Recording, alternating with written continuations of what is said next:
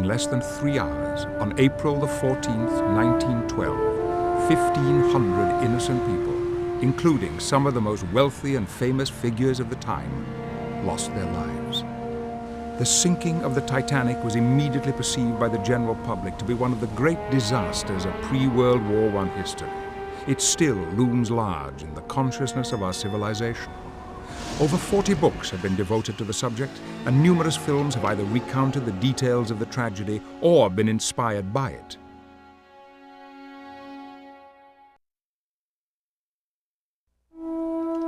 The Titanic disaster challenged the world's growing reliance and faith in machinery as the answer to all of mankind's problems. As a result of the tragedy, the shipping industry and big business in general came under closer government control, both in the United States and in England. In the years that have followed, the word Titanic has slipped into everyday language, coming to mean the largest and the most luxurious, while connotating overreaching ambition, the limits of human technology in the face of nature, and the absolute power of malevolent destiny.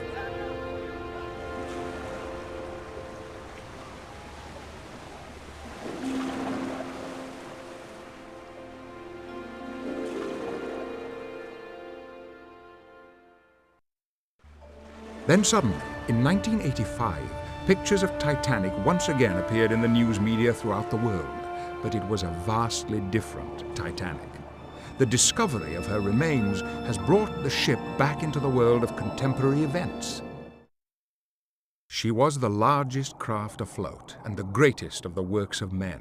She was a floating city, containing within her steel walls all that tends to minimize the dangers and discomforts of the Atlantic voyage, all that makes life enjoyable. Unsinkable, indestructible, she carried as few boats as would satisfy the laws. The ship described here matches Titanic, but these words come from a novel written 12 years before the disaster. There are a lot of strange things about the Titanic, and one of the strangest happened before she was even built. And that was the appearance of a little book by Morgan Robertson, an American maritime writer, who wrote of a giant liner bigger than any other that had ever been built, loaded with passengers, Americans on its maiden voyage, that ran into an iceberg and sank. The remarkable thing was that this boat was called the Titan. And, of course, Titan and Titanic are pretty close together. The ships were about the same size, the fictional ship and the real ship. They were about the same number of casualties. The iceberg was responsible for both sinkings, and it sort of sets the stage for the Titanic disaster in a kind of eerie, spooky way I think has never died out. This was an amazing coincidence that happened in 1898 when Morgan Robertson wrote his book. People forgot about it after the disaster. They remembered it at the time, but it was 40 years before I ran across it and was able to use it in doing an introduction to the book I wrote on the Titanic, A Night to Remember. A Night to Remember, originally published in 1955, has remained in print ever since. Almost single-handedly, this book reawakened interest in Titanic, which had largely been forgotten during the course of the First and Second World Wars. Its author, Walter Lord, has written 13 other books on a wide variety of historical subjects, but with A Night to Remember and the film adapted from it, he stands as the father of Titanic's modern legacy. Part of the drama of the Titanic was the British had built the ship, which is the epitome of everything that they believed in and knew how to do. And here it went down the first time it went out. If that was uncertain, how many other things must be uncertain in the world? So there were so many dramas within the drama, and the overall drama of the greatest ship in the world on its first time out, running into an iceberg, made it a gripping tale that you couldn't help but puzzle over and read about and wonder what you would have done if you had been there. I think readers more often feel that reaction than they do any other single one. What would I have done if I had been there? It was a great subject of sermons. I don't think there was a church in America that didn't have a sermon based on the danger of overconfidence in the weeks immediately following the Titanic disaster. So that's another aspect of it that makes it full of interest. And pride goeth before a fall, all these sayings. The Titanic seemed to apply to them and perfectly illustrate them. Maybe we do need something to remind us every once in a while that we're not infallible or that we're going too far in our smugness. I think we do get these lessons. To me, a very great parallel could be drawn between the Titanic and the Challenger disaster with the spaceship. In both cases, it was all important to the people running the ship or the Challenger. It was all important to keep on schedule. There's no reason why the Titanic had to run at full speed that night into the ice. It was just Captain Smith was willing to take a chance. And nothing would happen because nothing had usually happened. But I think you've got to think of the Titanic as a symbol of change rather than the fact that it made the changes. But it symbolized the old ways giving way to the new. I think that's its chief importance. As a symbol, Titanic has ceased to be a ship or even a single event. It has become a legend, a myth to be used in many ways and told and retold. Titanic will always be with us.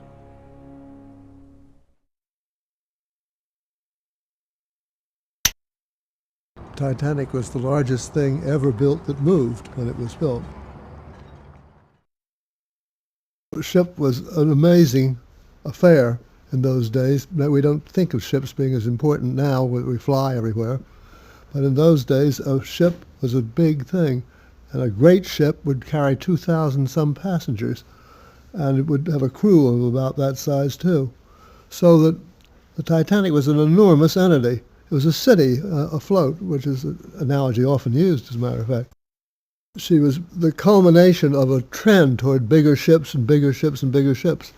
As the world grew smaller and people moved around more, the only way they could move was by ship because air travel, again, hadn't been invented.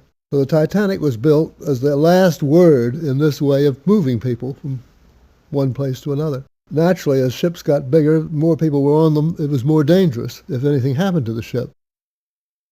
She was one of 3 sister ships constructed by the White Star Line to be floating palaces for the wealthy and lucrative mass movers of the immigrating poor. In the area of elegance, she surpassed anything ever seen, containing every conceivable modern amenity.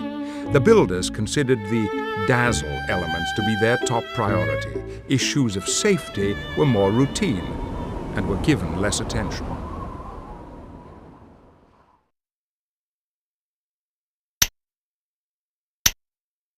The Titanic story unfolded at a crucial moment in modern history. One world order was about to give way to another. European power was still dominant, but would soon self-destruct in 2 world wars. American industry was poised to supersede the European economies. In 1912, war had already broken out in the Balkan Peninsula. 2 years later, the conflict would spread throughout Europe and become World War I. Well, it was a strangely complacent era because there had been no serious wars since Napoleon, which was in 1815, and here we had gone through a good part of modern history, seen trains invented, ships, engines, Industrial Revolution. People had a feeling at the time that we may not have solved all the world's problems, but we were on the way anyhow. It was science and industry that was seen as the answer to all of society's ills.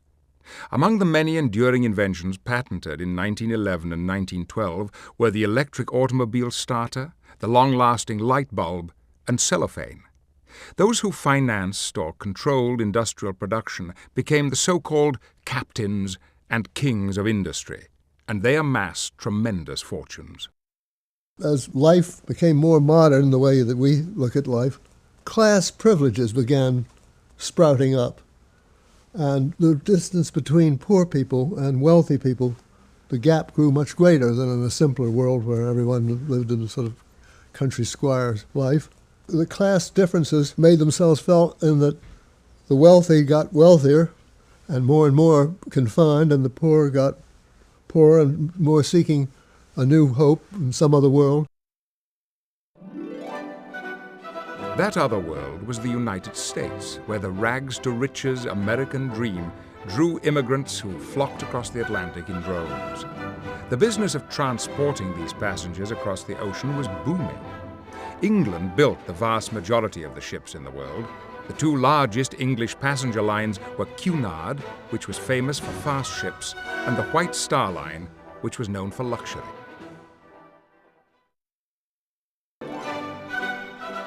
English law strongly discouraged any foreign ownership in the shipping industry, since it was a major factor in British military power.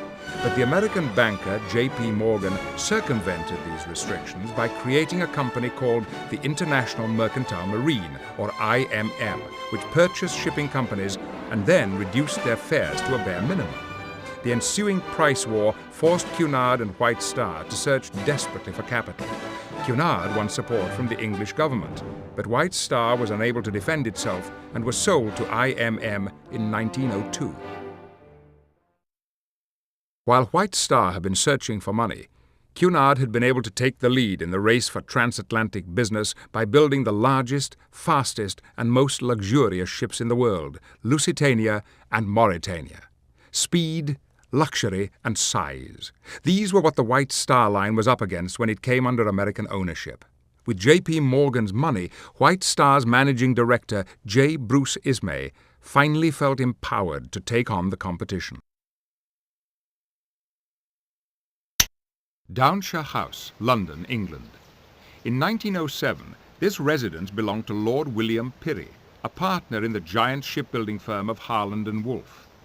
Here, on one summer evening, Lord and Lady Pirrie held a dinner party for the managing director of the White Star Line, J. Bruce Ismay, and his wife.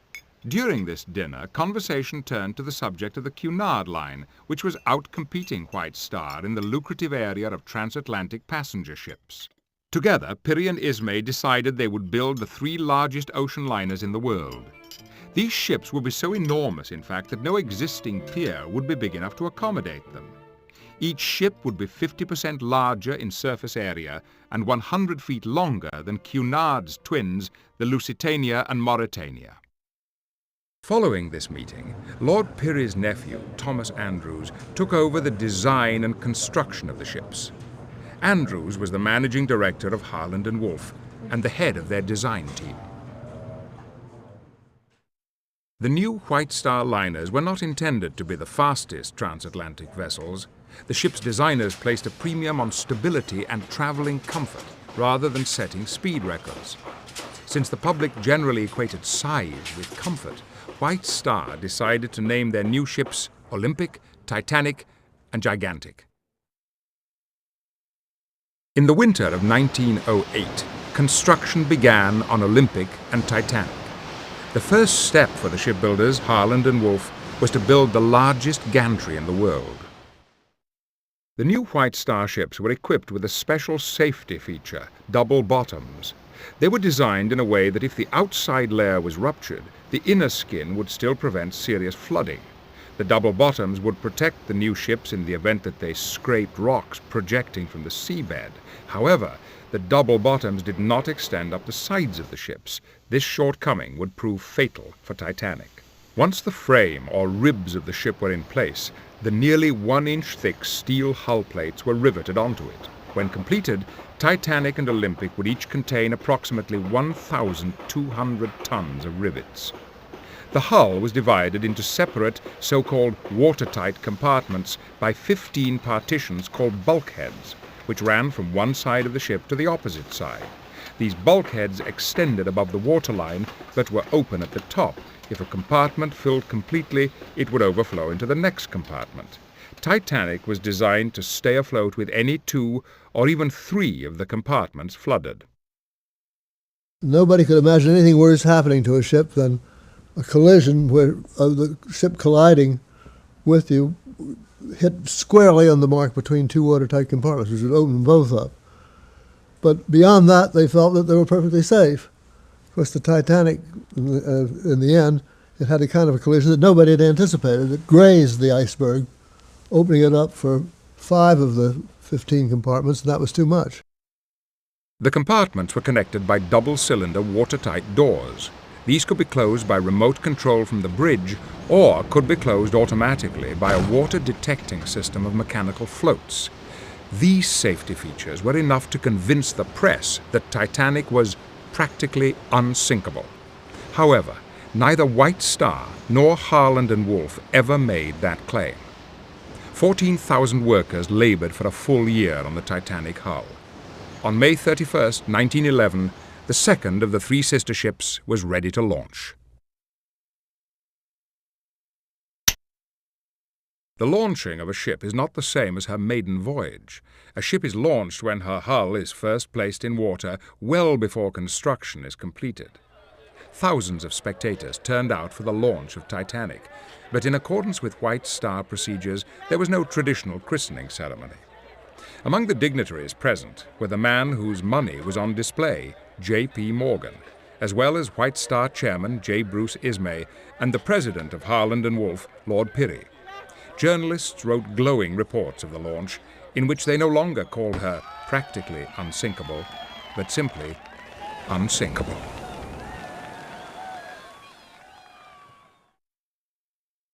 After the launch, the final phase of construction began. During this 10-month phase known as fitting out, Titanic was transformed from an empty hull into the most luxurious ocean liner in the world.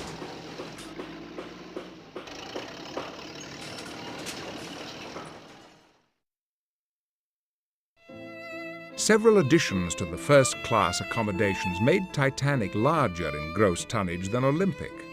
Titanic's most obvious differentiating feature was added barely a month before completion.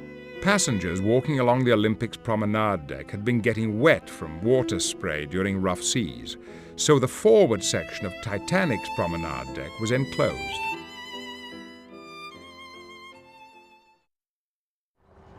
Titanic was assumed to be so similar to Olympic that no extensive sea trials were performed. In fact, the tests lasted only half a day. For a new ship, this was an unusually short trial run.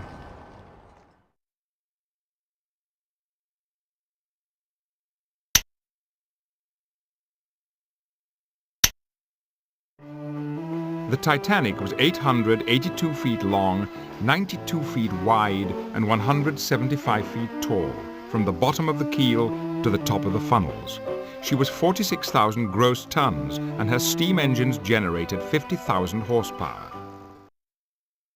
As long as an 85-story building is tall, Titanic was the largest moving object civilization had ever created up to that time. She was built on a cost-plus basis and finished in 1912 at a price of $7.5 million. The modern equivalent would be almost $150 million. Titanic was divided into 11 decks. Passenger accommodations were located on 8 decks, which started with the boat deck. The rest of the decks were named alphabetically from A to F, with F being the lowest passenger deck.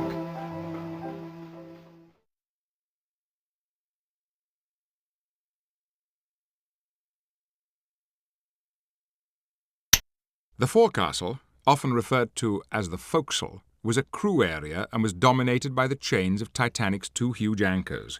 It was the first open deck of Titanic to slip below the water as she sank by the head.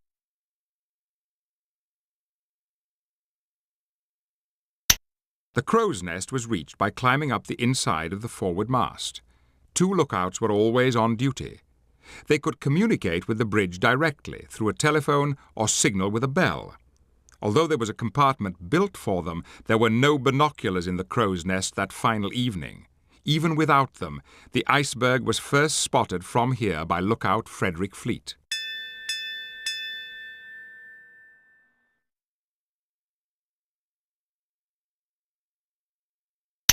The captain commands his ship from the bridge.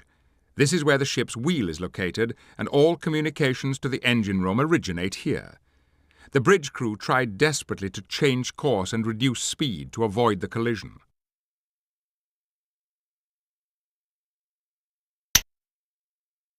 These wing bridges were not shown in early postcards of Olympic and Titanic, but were added in construction as additional observation posts. The Morse lamp was used for signaling nearby vessels which were not equipped with wireless transmitters.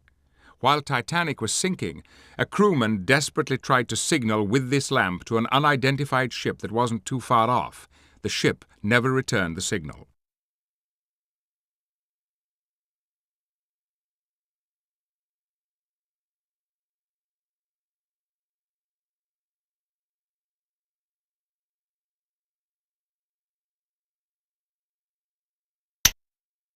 The hospital was a modern facility for its time. Any illness that occurred to a passenger on board was treated at no expense. The ship's doctor, F.W.N. O'Loughlin, went down with the ship.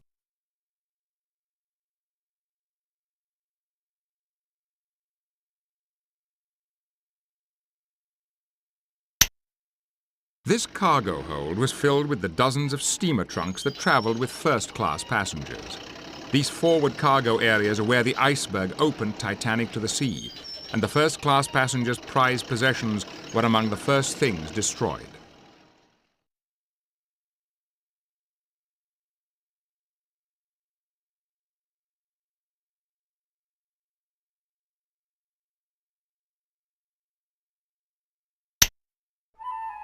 The first-class staterooms were Titanic's largest rooms and occupied the upper decks.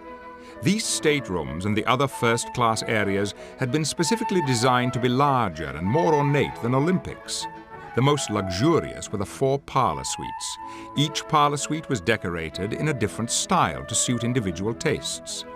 Titanic's first-class bedrooms had freestanding beds instead of the usual bunks or berths. Titanic was one of the first ships to do this. Most of the cabin crews were assigned to the first-class decks.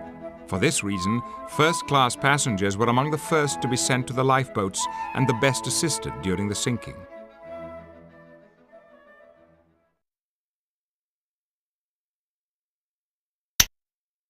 This private promenade deck was a feature unique to Titanic. Every passenger in her first-class parlor suite had 50 feet of private deck to go with it.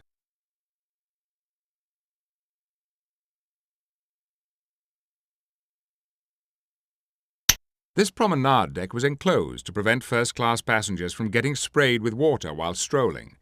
When seen from a distance, Titanic appeared identical to Olympic except for this promenade deck. Ironically, Captain Smith ordered lifeboats loaded from the promenade deck, mistakenly thinking it was an open deck like the one on Olympic.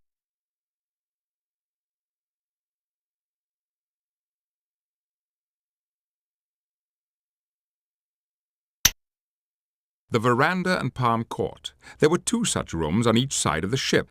Ivy grew up the trellis-covered walls. They were open to first-class men and women only.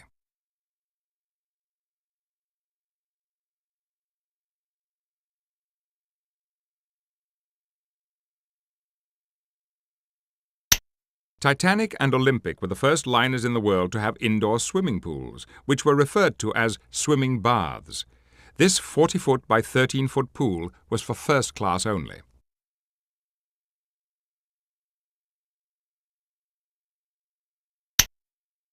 The Turkish baths were a first-class novelty item. Essentially, these were steam rooms, but they were decorated in Moorish styles and colors.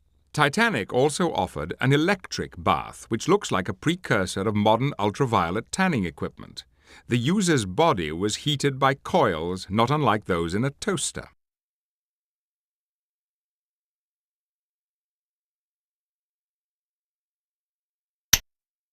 The gymnasium featured all the latest exercise machinery. There was a mechanical camel, whose motion simulated the effect of riding on a real camel. On the wall there was a map that showed Titanic's daily progress across the Atlantic. Many passengers waited here to keep warm before boarding the lifeboats.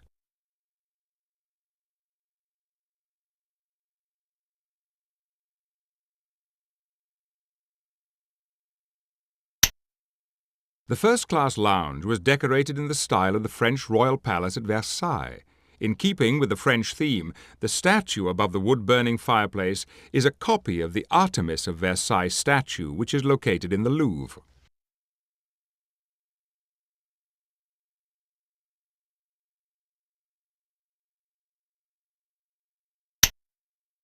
The first-class smoking room was designed to look like an English men's club. It was for men only. The windows were hand-painted stained glass. Over the mantel hung a painting entitled "Arrival at Plymouth Harbour."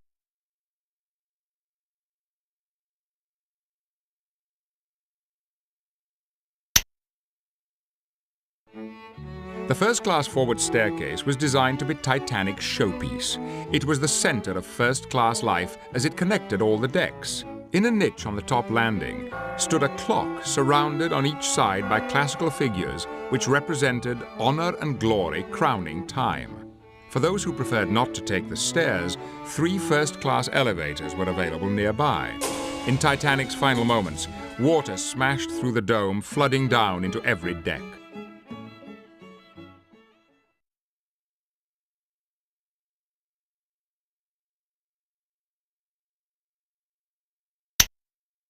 The reception room was where the bottom flight of the grand staircase ended. It was a place to wait before you were seated for dinner in the adjoining first-class dining saloon.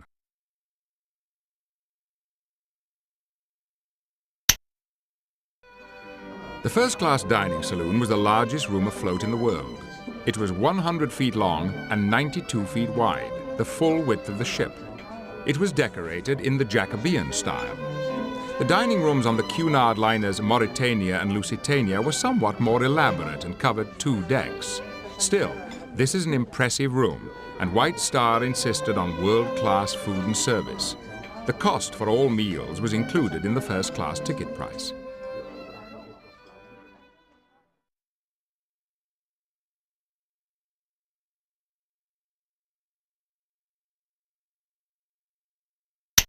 The a la carte restaurant was designed to be more intimate than the main dining room. Meals here cost extra. Captain Smith dined here as a guest of the Wideners.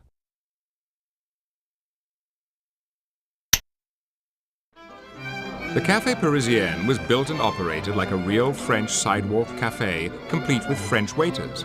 It was unique to Titanic and proved to be very popular. Musical accompaniment for your meal was provided by Titanic's string trio.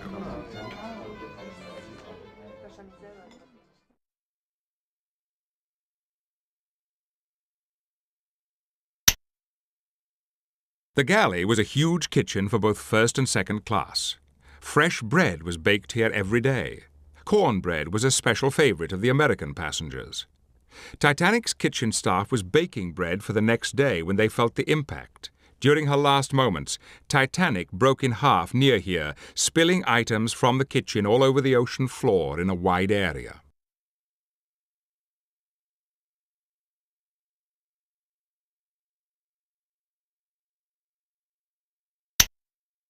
The second-class dining saloon was as good as the first-class facilities on many other liners. The food served was from the same galley as first class and was included in the ticket price.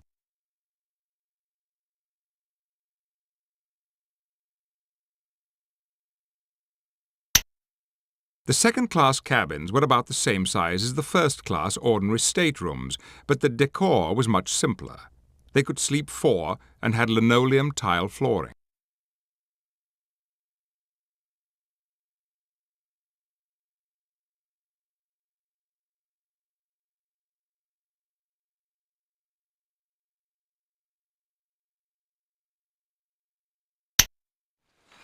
The boiler rooms occupied the lowest level of the ship. These 15-foot-high boilers generated the heat that made the steam to power the ship. There were 159 furnaces in all, each of which had to be stoked, that is, hand-fed with coal. The crew that worked in these hot, cramped bowels of the ship were referred to, for obvious reasons, as the Black Gang. This boiler room, number 6, was open to the sea by the iceberg. As the ship sank, the race was on to cool the boilers before the freezing water could hit them, setting them off like bombs that would tear the ship apart. As the ship broke in half, the massive boilers spilled out, becoming the first pieces of the Titanic to hit the bottom of the ocean.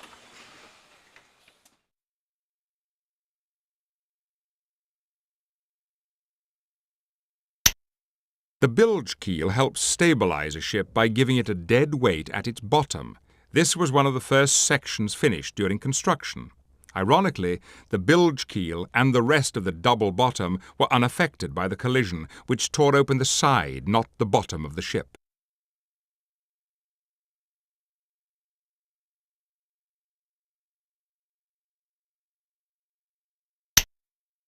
The reciprocating engine room housed 2 of these enormous engines, which were nearly 3 stories high.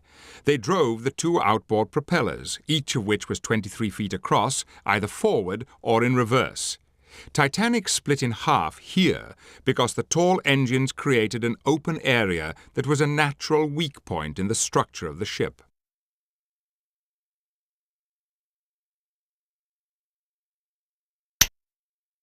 This turbine engine drove the center propeller. The low-pressure turbine was powered by leftover steam from the reciprocating engines.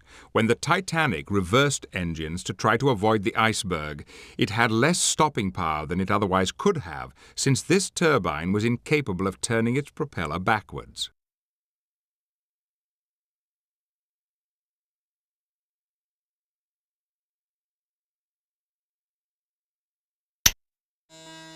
Third-class cabins were Spartan, but offered comfort that was superior to what many of the emigrants would have known at home. This cabin was for a family. There were no private bathrooms for third class. Passengers here in the bow were among the first people to know how serious the collision had been. They literally found themselves standing in water when they got out of bed.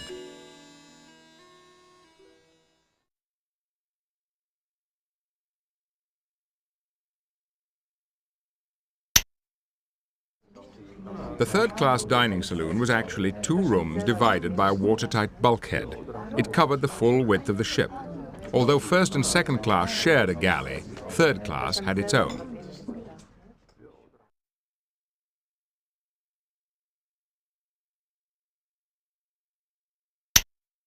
The forward well deck served as a promenade deck for third-class passengers.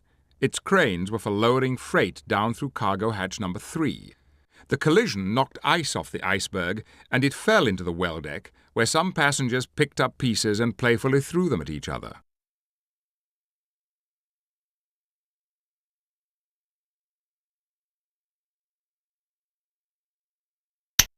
The third-class general room was the equivalent of a lounge for third class. The paneling was made of pine and the furniture of teak. The third-class smoking room was right next door to it on the port side.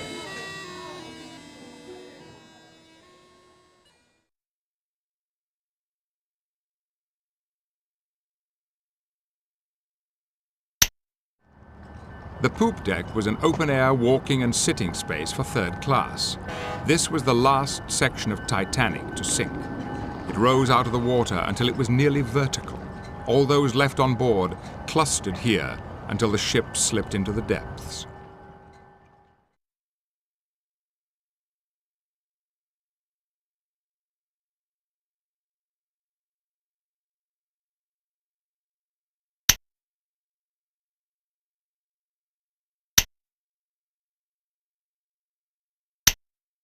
Olympic was the first of the 3 sister ships built and the model for the 2 others.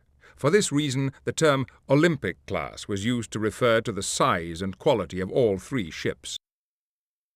Olympic's launch attracted a larger crowd than Titanic's, and all the literature promoting White Star Lines listed her before the other ships. Titanic's captain and many of her crew served first on Olympic. Olympic was famous, and Titanic was thought of merely as her younger sibling, until the day Titanic sank. While Titanic was being fitted out, Olympic was already carrying passengers across the Atlantic. But disconcerting incidents occurred in her early crossings. Her maiden voyage brought Olympic to New York on June 21, 1911. 12 tugboats were helping move her to Pier 59 when, without warning, Olympic's starboard propeller kicked into reverse. A tugboat was sucked into the huge propeller, and the tug's stern frame and rudder were destroyed. Olympic was involved in a more notorious accident on her 5th trip. She and the British Navy cruiser HMS Hawke were steaming parallel to each other off the Isle of Wight. Suction from the huge Olympic pulled the Hawke off course, and the Hawke's bow punctured the Olympic's starboard side, both above and below the waterline. The British Admiralty Court found Olympic at fault. She had simply been too close to the smaller ship. There was a meaning to be found in these accidents, but it was far from obvious to those involved. You had these huge ships that were still being manned by people who were used to smaller ships. You had new inventions that people hadn't ever used before, like wireless, which was on the Titanic, but it was not something that people were used to. You might have spent most of your life at sea and never seen a wireless set. or never been on anything as large that took as long to turn or stop as the Titanic did. People didn't know very much about suction and hydraulics, the whole world of physics and the way objects behaved in water. Olympic's captain at the time of the collision with the Hawke was Edward J. Smith. Smith would soon move on to helm the nearly identical Titanic, where his judgment would be open to doubt. But here again, the White Star authorities failed to ask themselves the right questions at the right time. During the hearings into the Titanic disaster, Olympic's crew went on strike, refusing to work on Olympic until she was supplied with enough lifeboats for everyone on board. The lifeboats were now finally provided. In the winter of 1915, Olympic was rebuilt to correct for the design flaws which had played a role in the Titanic disaster. Olympic's double bottom was extended above the waterline. After she re-entered service, her career would be long and distinguished. During the First World War, she carried over 150,000 troops and intentionally rammed and sank an attacking German submarine. After this incident, sailors and others began to call Olympic Old Reliable. The nickname would stay with her for the rest of her days. In 1934, while nearing New York, she collided with a floating lighthouse known as the Nantucket Lightship. The lightship sank, and 7 of her crew were killed. By 1935, Olympic's career was at an end. Olympic is on her way to the shipbreakers after years of service. Her decks are empty as she approaches journey's end. She had a wonderful war record, but now her days are done, and her end provides thousands of needed jobs for a hard-hit community. Olympic was the only one of the 3 White Star sister ships to survive past her first year. In her long and illustrious career, we can see what might have been Titanic's future.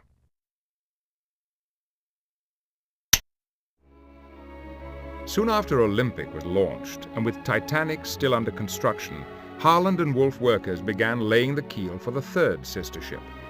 But this 3rd ship was not destined ever to fly the White Star flag as an ocean liner, or even to carry a single paying passenger. White Star originally intended to name her Gigantic, but the Titanic debacle occurred before she was completed, and White Star decided to play down the similarity to her ill-fated sibling. They named her Britannic, and even denied that they had ever planned to call her Gigantic. The recent discovery of this period poster has proved beyond a doubt what the original name was intended to be. As a result of Titanic's sinking, White Star engineers rethought Britannic's safety features as well as her name. Her structure was reinforced, and the double bottom was extended up above the waterline. Britannic was fitted with unique and almost unsightly oversized cranes for lowering the lifeboats. These cranes, known as davits, were designed to lower multiple lifeboats even if the ship tilted severely while sinking. A comparison of similar features on Titanic and Britannic shows that Britannic was intended to be the most luxurious of the 3 sister ships. Britannic was launched on February the 26th, 1914. After fitting out, she would weigh 48,000 tons. This made her the most massive of the 3 sister ships. The First World War broke out in 1914, and the British government requisitioned Britannic as a hospital ship. On November the 21st, 1916, while cruising to pick up wounded soldiers in the Aegean Sea, Britannic was rocked by a huge explosion, probably caused by a mine. The damage was on the starboard side and caused almost the same amount of flooding that Titanic had suffered when it collided with the iceberg. In a bizarre twist of fate, 2 survivors of the Titanic disaster, Violet Jessop and John Priest, were aboard Britannic when she foundered. Despite her supposedly safer design, Britannic sank in 55 minutes, while the Titanic had stayed afloat for 2 hours and 40 minutes. Britannic's davits did their work well, and all of the 1,100 people on board had time to get into the lifeboats before the ship went under. Britannic's captain kept her engines going in an attempt to ground her in shallow water, so as she sank by the bow, her propellers rose from the water and mutilated 2 lifeboats, killing the 30 people in them. The undersea explorer Jacques Cousteau discovered the Britannic wreck in 1976. She is lying on her side 3 miles from her last reported position in 350 feet of water. This leaves her in total darkness, like her sister, Titanic.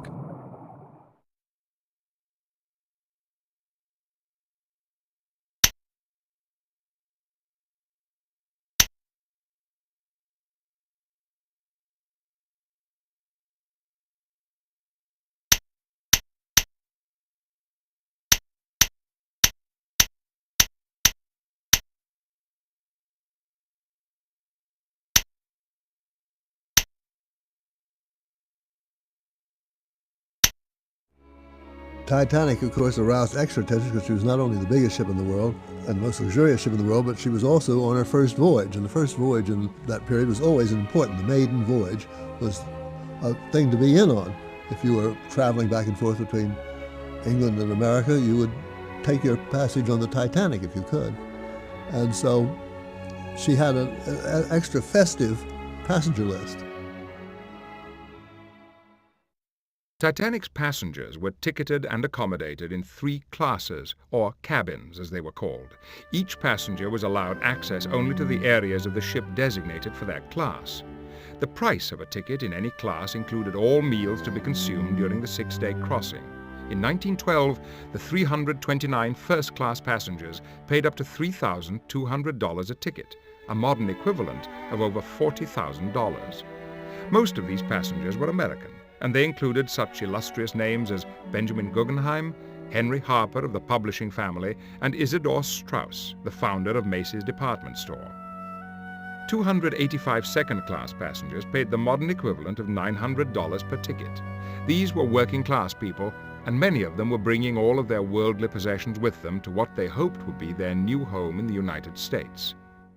There were 710 third-class passengers, many of whom didn't speak English. Like the second-class passengers, most were traveling with everything they owned, hoping to start a new life. They paid the modern equivalent of $500 each. 899 people served on Titanic's crew. 397 of them worked in the actual operation of the ship, while 518 serviced the needs of the passengers.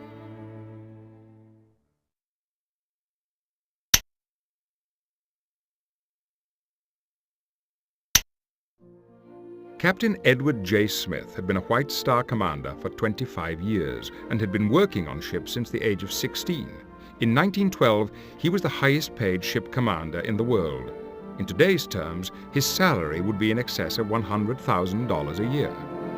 A captain of a passenger liner in those days had to be able to command a crew and be a social figure for the wealthy first-class passengers who tended to book passages on ships whose captains they liked. These could be difficult qualities to find in one man, but Smith succeeded in both.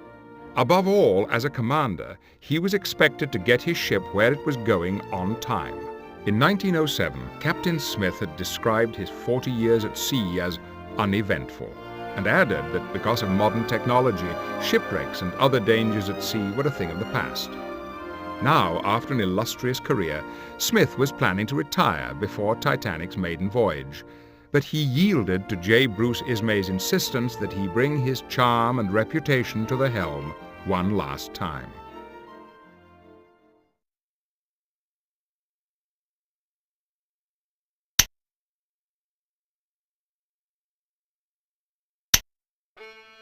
Second Officer Charles Herbert Lightoller, known by friends as Lights, had led an adventurous and rough life. He had been in a fire at sea. He had been shipwrecked on a deserted island. He had prospected for gold, and he had even been a cowboy in the Canadian West. Lightoller joined White Star in 1900 and advanced to the position of first officer. In fact, he had a master's license, which meant he could have commanded a ship of his own. But when he joined Titanic's crew, a last-minute crew shuffle moved him temporarily down to the rank of second officer. Lightoller was an experienced all-round seaman and could be tough on those who didn't follow orders or do things by the book.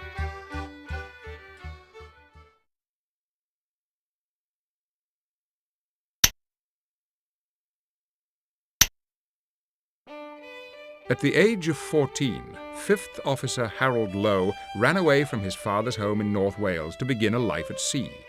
He had only worked for White Star for a year when at the age of 29 he was assigned to Titanic. He had previously sailed as far as Japan, but this was his first transatlantic voyage. Lowe was an ambitious and good all-round sailor, but his ship-bound education made his manners and speech rough at times.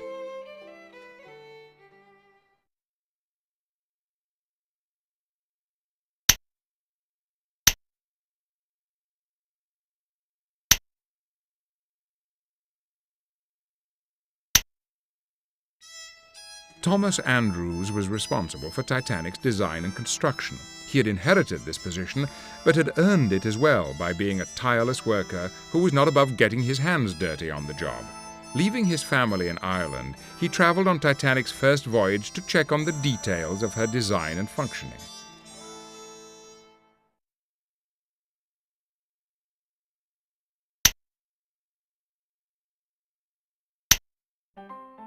John Jacob Astor was one of the wealthiest men in America. In 1912, he was worth $150 million. The modern equivalent would be over $1 billion. He had inherited the majority of this fortune from his grandfather, a fur trader. Astor had a reputation as a ladies' man and divorced his first wife in 1909 and then married the 18-year-old Madeline Force in 1911. She was younger than Astor's son from his first marriage, and their marriage outraged Astor's peers. Astor and his bride had left the States for an extended vacation to let things cool off at home. They had begun their trip on Olympic and were returning on her new sister ship, Titanic. Madeline was now pregnant with what would be their only child.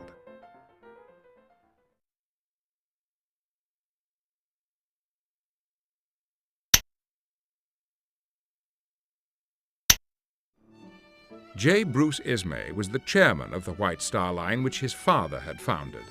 Ismay was a striking figure, easy to pick out in a crowd because of his height of 6 feet 4 inches and because of his habit of going about outdoors without a top coat or hat. Despite his position and looks, Ismay never liked personal publicity and was rather abrupt with his employees. He traveled on the maiden voyage of every White Star Line ship, including Titanic. His wife and 4 children stayed behind.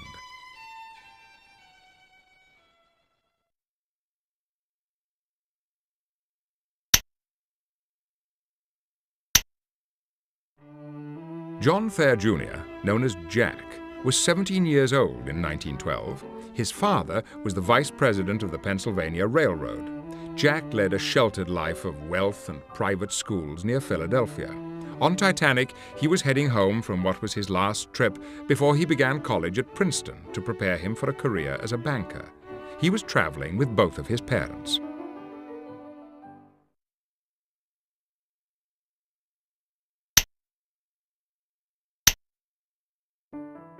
Mrs. Maggie Brown, who liked to be called Molly, had bright red hair which perfectly matched her unsophisticated but vibrant personality. Her husband, James Joseph Brown, had struck it rich with silver mining in Denver, but the local millionaire circuit had snubbed them. Recently separated from her husband, Molly had traveled to Europe to acquire the culture which was a prerequisite to social acceptance.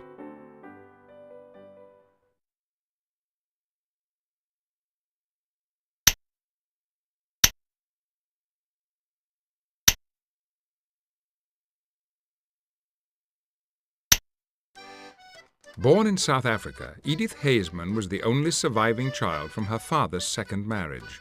She was 15 years old in 1912 when her mother's sister wrote to tell them that Seattle was booming and that they should come to America. At her mother's insistence, they packed up all their belongings and left Africa. They were a very close little family, and Edith was particularly fond of her father. Haseman is Edith's married name. Her family name is Brown.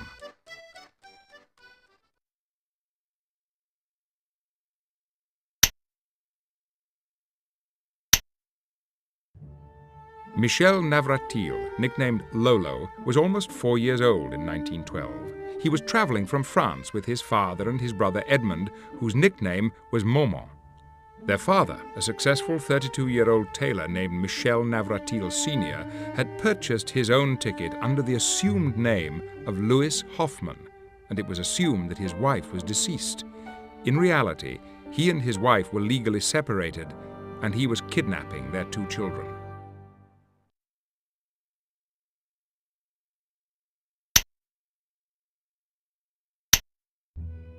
The eldest of 3 children, Ruth Becker, was born in India, where her father was a missionary. She had been in boarding school since she was 3, and so she was mature for a girl who was only 12 years old. Her 22-month-old brother, Richard, had become very ill in India, and a doctor had told Ruth's father that he would die if he remained there, so the family had packed up to return to America. Ruth's father remained in India for 1 more year of work, while the rest of them began their journey. It was an adventure for Ruth, who was leaving behind everything she'd ever known. By the time Ruth boarded Titanic, she had been traveling for over a month with her mother, brother, and little sister.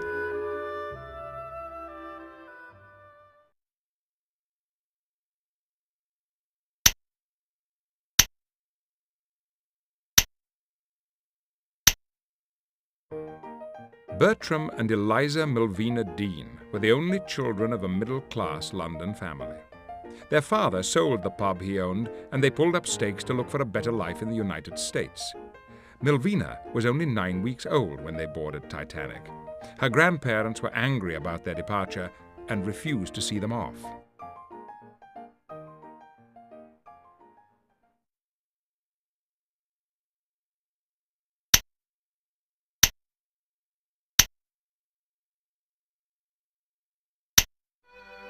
The winter of 1911 was unusually warm. More icebergs than usual broke off of the ancient glaciers in Iceland and Greenland and drifted south into the shipping lanes of the Atlantic, which created this ice field that stretched 78 miles from north to south, directly in Titanic's path. None of the passengers knew this. In fact, they were enjoying their time away from the troubles of their daily lives with the usual shipboard activities. There was reading, and the ship was equipped with an excellent library. There were deck games like shuffleboard and quoits and deck tennis that you could play. You made your own amusement, though, most of the time. There were no movies, of course, at that time on ships, which are now standard commodity. You did a lot of chatting and conversation. You made shipboard friends, and there were shipboard romances that almost always developed. And it was 6 very blissful days of standard Atlantic crossing. The shipwreck that resulted from this crossing, while not the worst in history in terms of casualties, is undoubtedly one of the most important, the most rich in implications, and the most notorious. Most of Titanic's crew was hired in Southampton, England. Sailors from many ships signed up, but few had ever worked on a vessel comparable to Titanic. Years later, Second Officer Charles Herbert Lightoller would recall that "It took me 14 days before I could with confidence find my way from one part of that ship to another by the shortest route." Of course, the sailors coming aboard in Southampton didn't have 14 days. On April the 10th, 1912, Titanic was ready to begin her maiden voyage. Her chief builder, Thomas Andrews, came aboard early to oversee all the final preparations. At 7:30 a.m., Captain Edward J. Smith walked up the gangway. The other officers had spent the night on board, and the crew was now complete. At 8 a.m., the crew assembled on deck for a routine lifeboat drill. Since it was assumed the lifeboats would not be needed, the drill was unusually brief. From 9:30 on, passengers arrived by a special train or by car to board the ship, which towered 12 stories over the dock. Titanic opened her gangways at 10 a.m. Each class of travelers came aboard by a different entrance. Second-class passenger Edith Haseman still vividly recalls boarding the largest and most beautiful ship she had ever seen. We went up the gangway, and my father turned white. My mother asked if he was ill. He said no, he was quite all right. He had a terrible dream in South Africa, and he wouldn't tell my mother what it was. Haseman came to believe that her father had dreamed of Titanic's fate. Haseman and the other second-class passengers were permitted to tour the first-class public rooms before settling into their own accommodations. At noon, sailors had pulled up the gangways, and Titanic slid forward in the water with a blast of her whistle.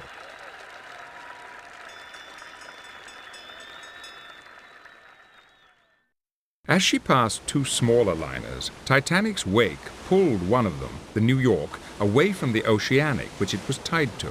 All 6 of New York's thick mooring ropes snapped, and a collision seemed inevitable. On the bridge, Captain Smith must have remembered the Olympic's recent collision with HMS Hawke under similar circumstances. The harbour pilot, George Bowyer, ordered a quick burst of Titanic's port-side propeller, and an accident was averted by as little as 4 feet. Like many other passengers, Edith Haseman's family viewed the near miss from Titanic's decks. My father turned round and said, "That's a bad omen." Titanic waited for an hour as tugboats pulled the New York to another mooring.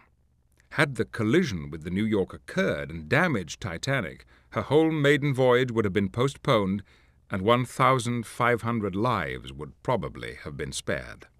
At 1 o'clock on the afternoon of April 10, 1912, Titanic was finally en route to her first stop, Cherbourg, France.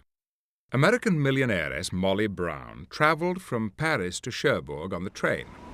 For those boarding with her in France, the start of Titanic's maiden voyage was glum. The ship was late and the sky overcast and cold.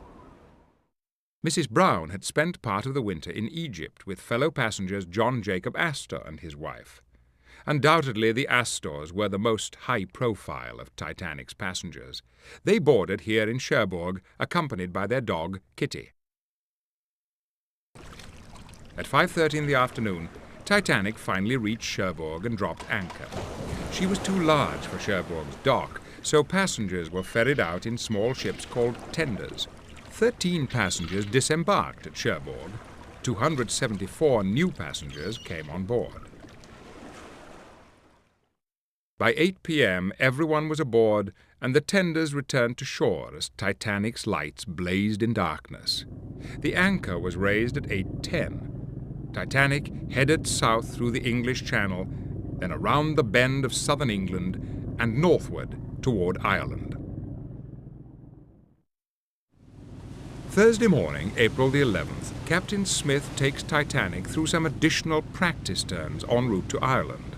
This was unusual, and Smith may have been still trying to get a feel for his new ship.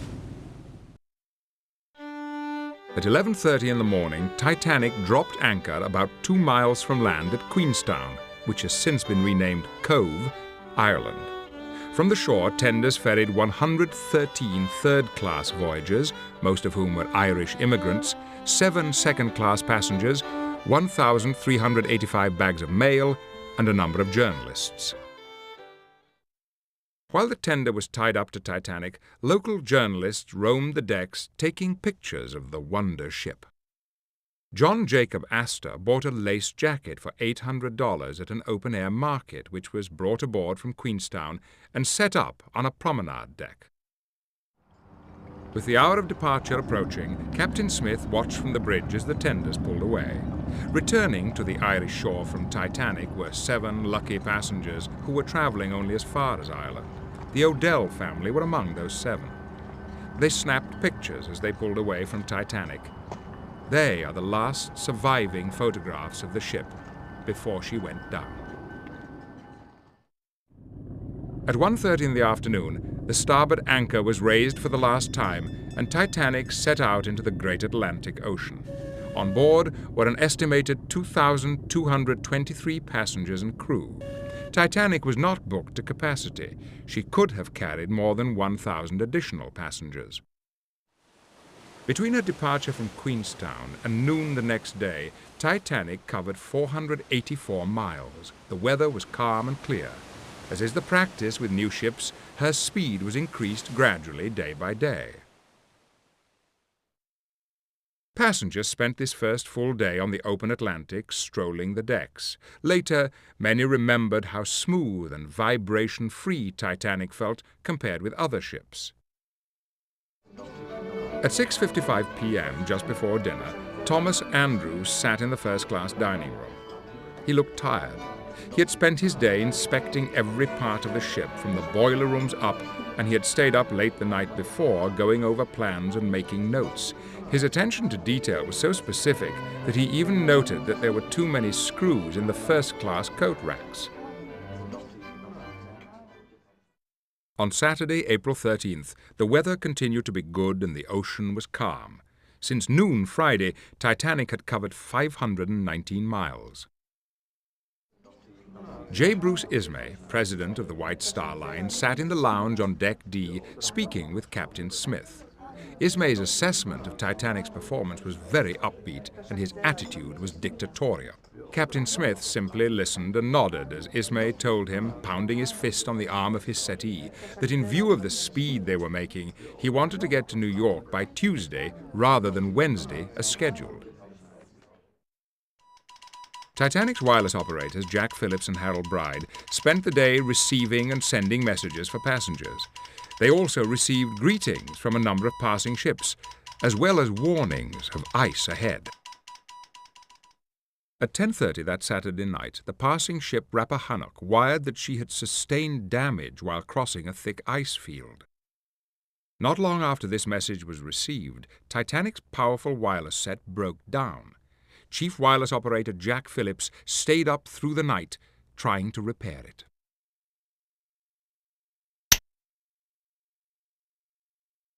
Sunday, April the 14th. Chief Wireless Operator Jack Phillips spent the night of April 13th trying to repair Titanic's Marconi telegraph set. He finally got the device working again at 5 in the morning. Phillips and his assistant, Harold Bride, labored frantically to make up for lost time. They were swamped with passenger wireless messages waiting to be sent out. In the midst of this, at 9 o'clock, they picked up a message from the Caronia relaying the coordinates of an ice field ahead. It was probably the 21-year-old Harold Bride who took the message to the bridge, where it was subsequently posted in the chart room. Despite the new information, Captain Smith felt it was appropriate to light up 2 more boilers so that Titanic could continue to pick up speed. With his officers, the captain made a routine inspection of the ship, but for reasons he kept to himself, Smith cancelled White Star's customary Sunday lifeboat drill. At 10:30 a.m., Captain Smith officiated at a Church of England religious service in the first-class dining saloon. This was one of Smith's favourite duties as captain. At 11:40 a.m., the Dutch liner Noordam reported that it had found much ice in approximately the place where the Caronia had seen it earlier. This message, however, was not posted in the chart room until about 1 o'clock p.m. 1 o'clock was Sunday lunchtime in all 3 classes. Most of the passengers felt that the voyage and the service were excellent. 3-year-old passenger Michel Navratil remembered, Le souvenir d'un jour où à la salle à manger du Titanic de seconde classe, n'est-ce pas? J'étais avec mon père à une petite table et nous mangions un œuf au plat. After lunch, as Titanic approached the ice fields, the air grew chilly. Passengers who had been strolling outside headed inside for the writing rooms and lounges. Ruth Becker remembers the change in temperature vividly. One was wheeling my little brother up and down the enclosed deck because it was so cold. And every time we walked, I pushed him up and down the decks. I looked in a great big window into the beautiful dining room with the silver. Everything was new. At 1:42 in the afternoon, a ship called the Baltic reported finding large quantities of field ice about 250 miles ahead of Titanic. This warning was delivered directly to Captain Smith. Smith is known to have carried it with him as he walked on the promenade deck. There, he ran into J. Bruce Ismay. Smith casually gave Ismay the note, which Ismay put in his pocket. In the wireless room, yet another warning about a large iceberg came from the German liner America just a few minutes after the message from the Baltic. This communication was not sent to the bridge, either because it was not deemed to contain new information or because the wireless operators were so busy with the passengers' telegrams. One of these passenger telegrams was sent by Isidor Strauss, the founder of Macy's department store, and his wife Ida, to their son and daughter-in-law on the America. It was the last time their son would ever hear from his parents. Jack Thayer's mother later remembered sitting on a deck chair with a friend at about 5 p.m., enjoying what would be Titanic's final sunset. Wearing a dark blue suit, J. Bruce Ismay approached them and struck up a conversation. Ismay knew the Thayers socially because John Thayer Sr. was a member of the company that owned the White Star Line. We are in among the icebergs. Ismay told the two women as he showed them the message from the Baltic. We aren't going very fast, 20 or 22 knots, but we are going to start up some new boilers this evening. He wanted to surprise everyone, he concluded, by reaching New York ahead of schedule. During the winter and early spring months, shipping lanes were set farther south than during the rest of the year. This was done to avoid the chunks of ice that congested the northern seas. At 5:45 p.m. that Sunday, however, Captain Smith altered course to pursue an even more southerly route. He spoke to no one about the reason for this decision. In any case, the difference in Titanic's course was not significant enough to steer her clear of the ice field whose coordinates Smith knew from the various telegrams.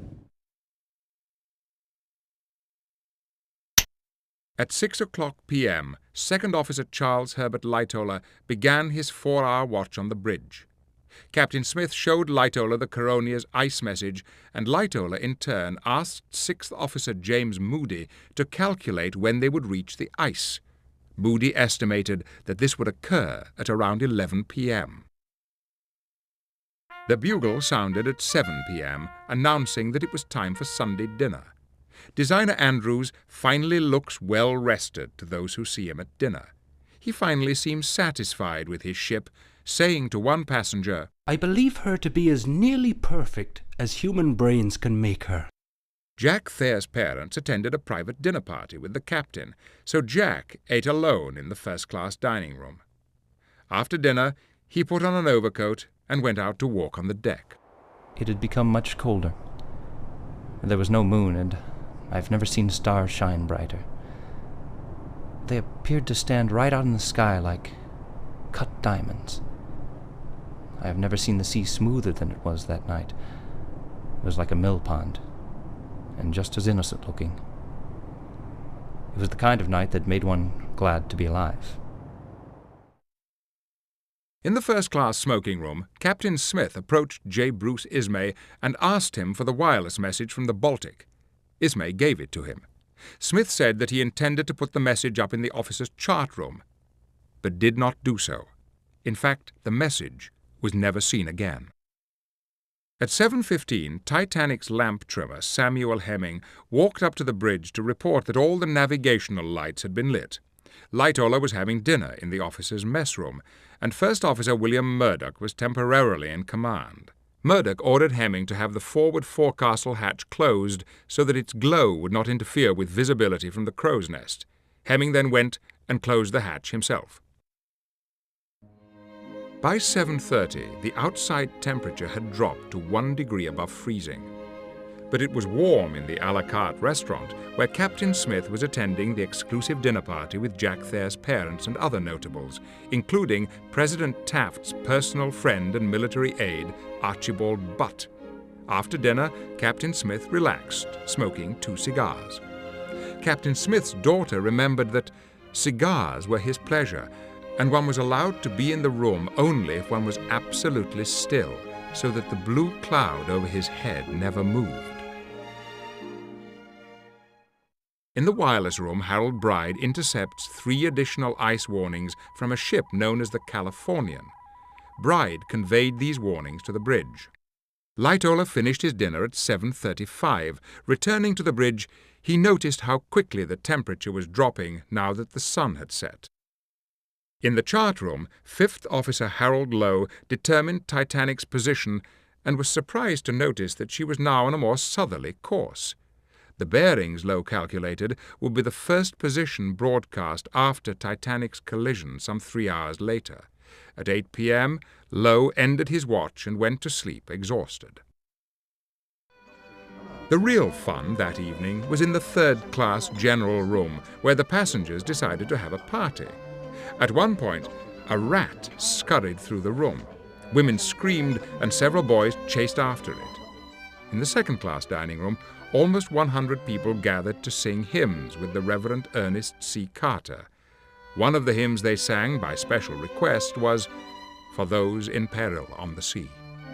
In the first-class reception room, the Titanic Chamber Ensemble, led by Wallace Henry Hartley, played requests for a polite audience. It was a moonless night. The two lookouts, Archie Jewell and George Simmons, stood in the crow's nest rubbing their hands and talking about how cold it was. Simmons claimed he could smell ice nearby. At 8:55, Captain Smith excused himself from his dinner party and went to the bridge. With Lightoller, he discussed the clear weather conditions, the calm sea, and even the question of when they would reach the ice, and whether the icebergs would be visible by starlight. Without moonlight, ice is barely visible. Without any sure knowledge that the weather would remain clear, or that the icebergs would be visible, with Titanic steaming ahead at faster speeds than she had ever previously attained, and just as they were entering the most dangerous region of the ocean, Captain Smith decided to retire for the night. It was 9:20. His parting words to Lightoller were, "If in the slightest degree doubtful, let me know." Lightoller sent a message to the crow's nest to watch carefully for icebergs until morning. By Lightoller's estimate, Titanic would reach the ice very shortly. This differed with other officers' estimates. Nevertheless, everyone expected Titanic to reach the ice before midnight. The most severe and precise warning was received at 9:40 p.m. from the Mesaba, but Jack Phillips, the wireless operator, didn't have time to bring it to the bridge. By now, Titanic had received 6 warnings. Together, they described a huge field of icebergs and pack ice, some 78 miles long, and dead ahead. As Titanic's clock struck 10, the concerts and activities in all 3 classes were ending. Lights were turned out in the third-class general room as passengers retire for the evening. First Officer Murdoch relieved Lightoller on the bridge, and the 10 o'clock lookout shift came on duty.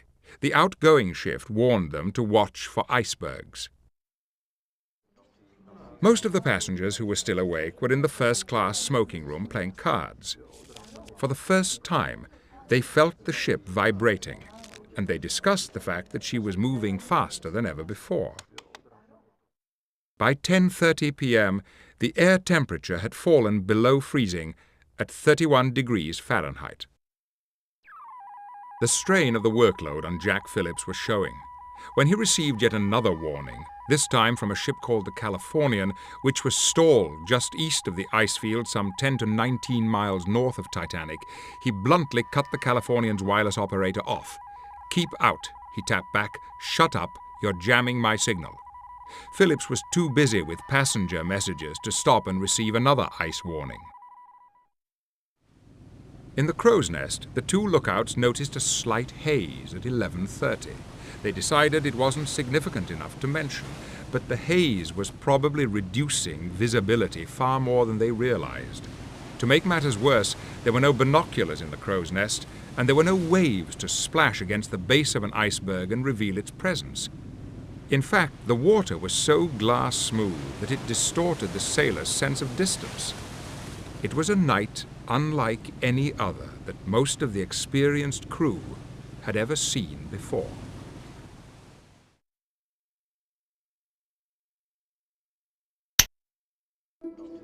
Normally, the first-class lounge closed at 11 o'clock, but a few of the card players were still at their game at 11:30, and the lounge steward politely asked them to finish so he could close the room for the evening.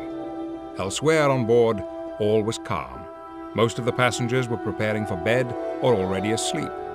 The bridge was dark, and the officers there were not talking, but scrutinizing the sea for traces of ice, which they knew was out there.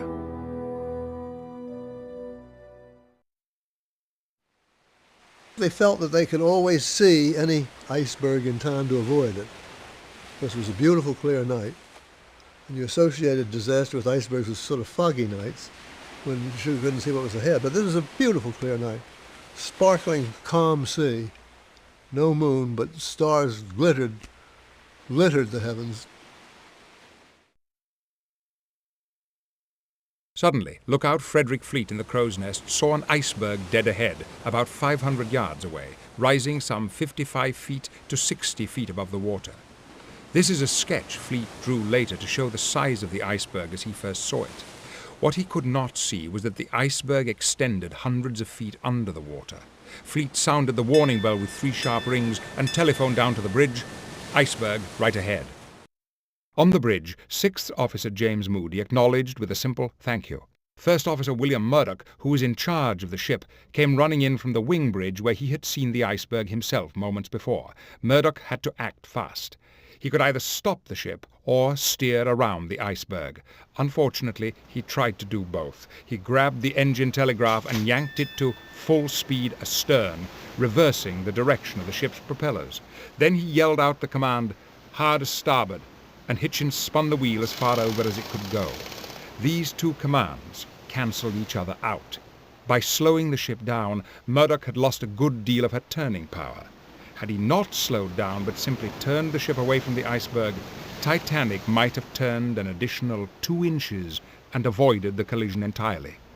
In the Crow's Nest, still clutching the telephone in his hands, Frederick Fleet waited several agonizing seconds until the massive ship finally responded to its rudder and began turning sluggishly to port.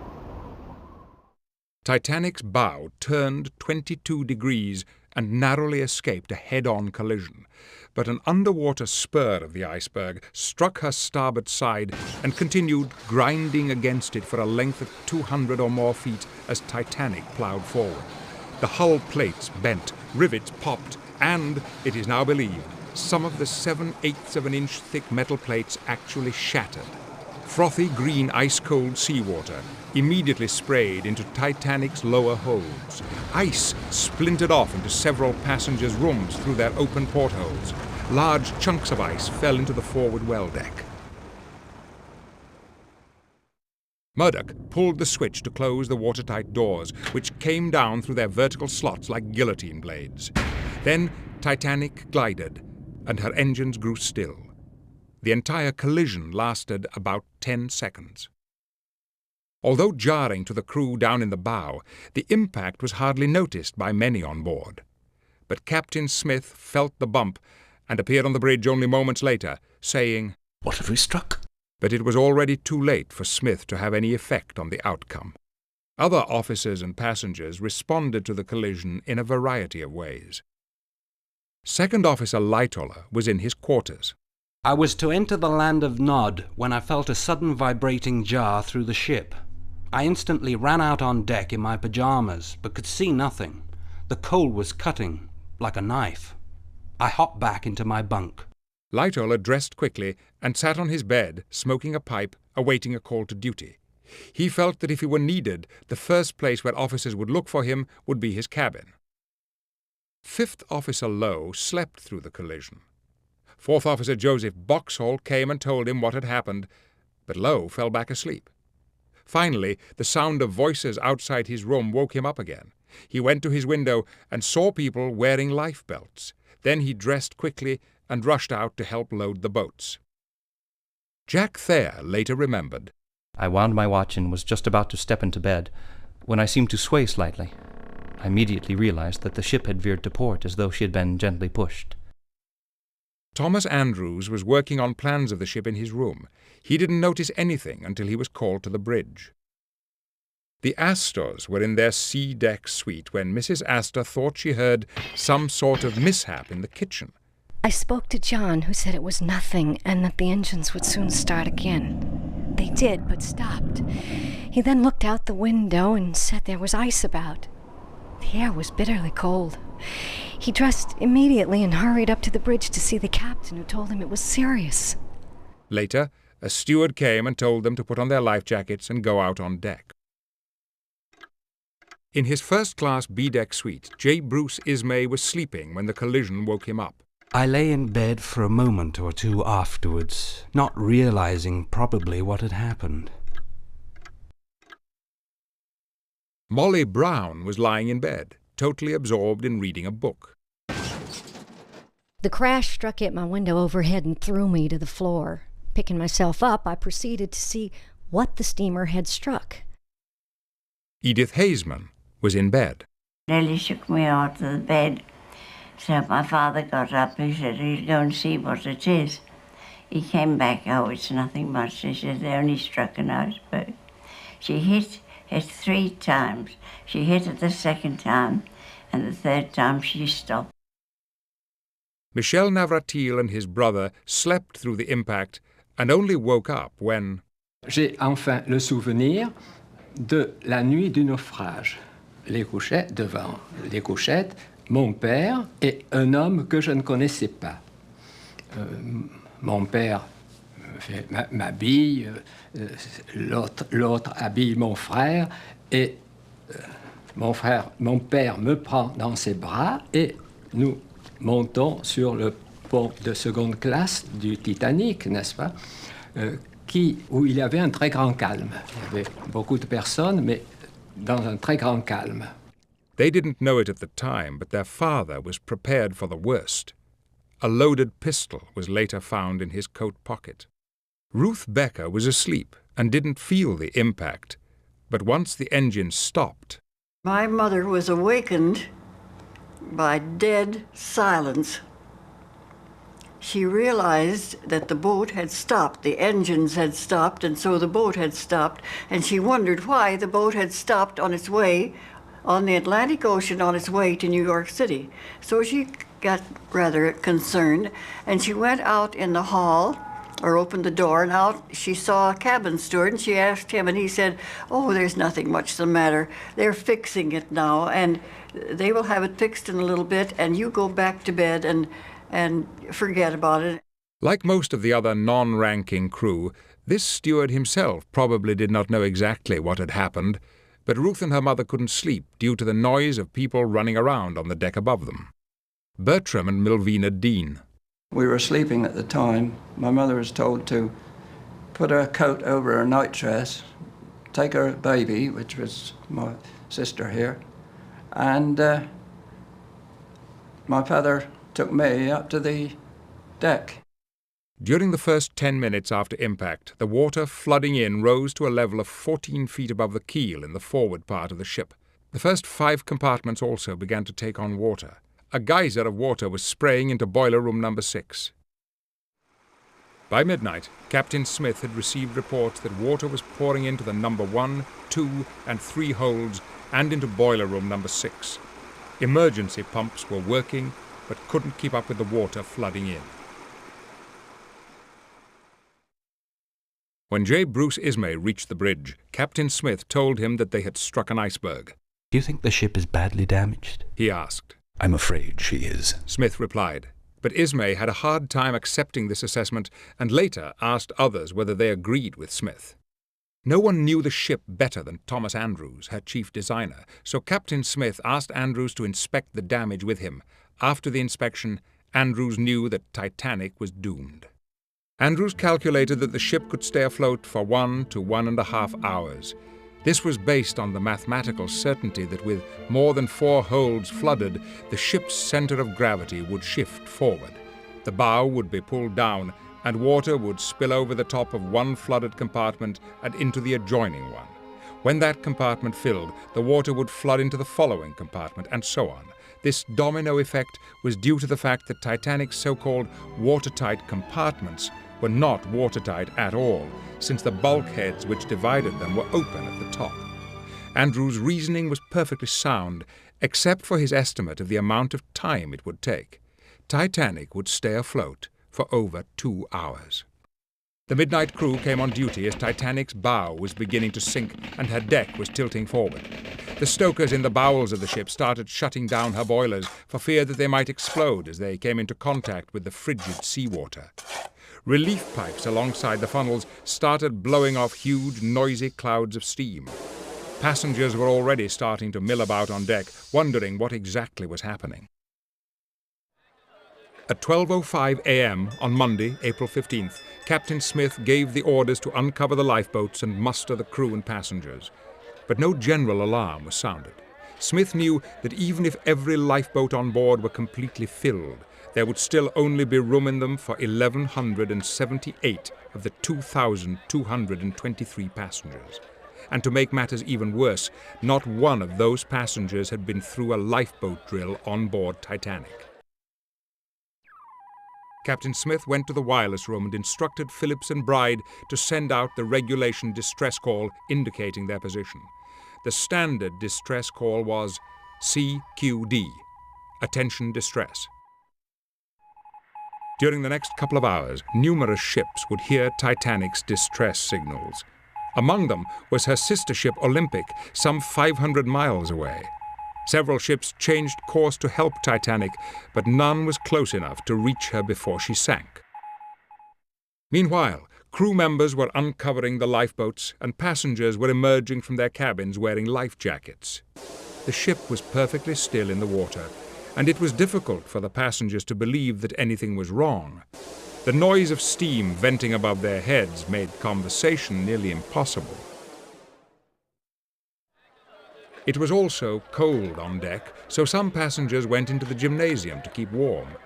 The gym instructor, T.W. Macaulay, was present, encouraging people to try out the equipment while they waited to board the boats. Macaulay was destined to be one of the many crew members to go down with the ship while still at his post. Mr. and Mrs. Astor were among those who gathered in the gym. Mrs. Astor was dressed as if for an Easter party, but both were wearing life jackets. In fact, they had somehow acquired a third life jacket, not considering for a moment that it might be needed later to save a life. John Astor cut this extra life jacket open to show his wife what it was made of. One of the most poetic and unexpected gestures during the Titanic disaster began at 12:15 a.m. To help ease the passengers' tension, a group of the ship's musicians began to play lively ragtime tunes in the first-class lounge on the A deck. Later, they moved up to the boat deck near the port entrance to the grand staircase.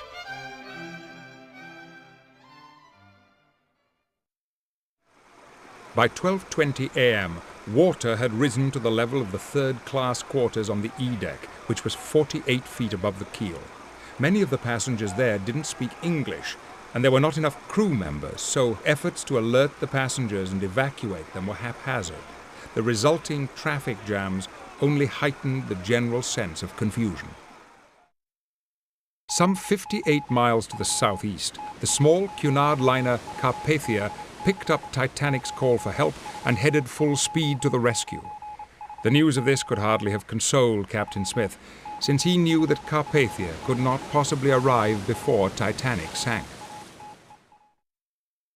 Second Officer Lightoller went to Captain Smith for permission to fill and lower the boats.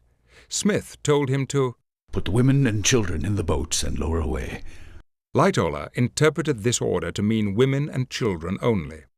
At around 12:30 a.m., the first lifeboat, starboard number 7, was lowered into the sea. It could hold 65 people, but it left with only 28 first-class women and children aboard because passengers still had trouble believing that Titanic could sink. It hardly seemed prudent to take the 75-foot plunge down to the sea in a tiny, feeble vessel when the huge ship was still afloat. An hour had passed since Titanic first struck the iceberg when a ship was sighted at a distance of 5 to 10 miles away. Captain Smith ordered Quartermaster George Rowe to fire the first distress rocket. It shot high into the air and exploded with a loud boom. 7 additional rockets would be fired in the course of Titanic's sinking, but the neighboring vessel would pay no heed. Standing on the boat deck next to her father, Edith Haseman saw the mystery ship. This other ship coming all lit up was coming towards us. I saw it. I was 15 then. I saw this ship and I thought that ship was coming to our rescue. Instead of that, it put the lights out and left us in the dark. Molly Brown was more curious than frightened as the first portside boat, number 6, was loaded. I was walking away, eager to see what was being done with the boats on the other side. Suddenly I was taken hold of, and with the words, "You are going to," was dropped fully 4 feet into the lowering lifeboat.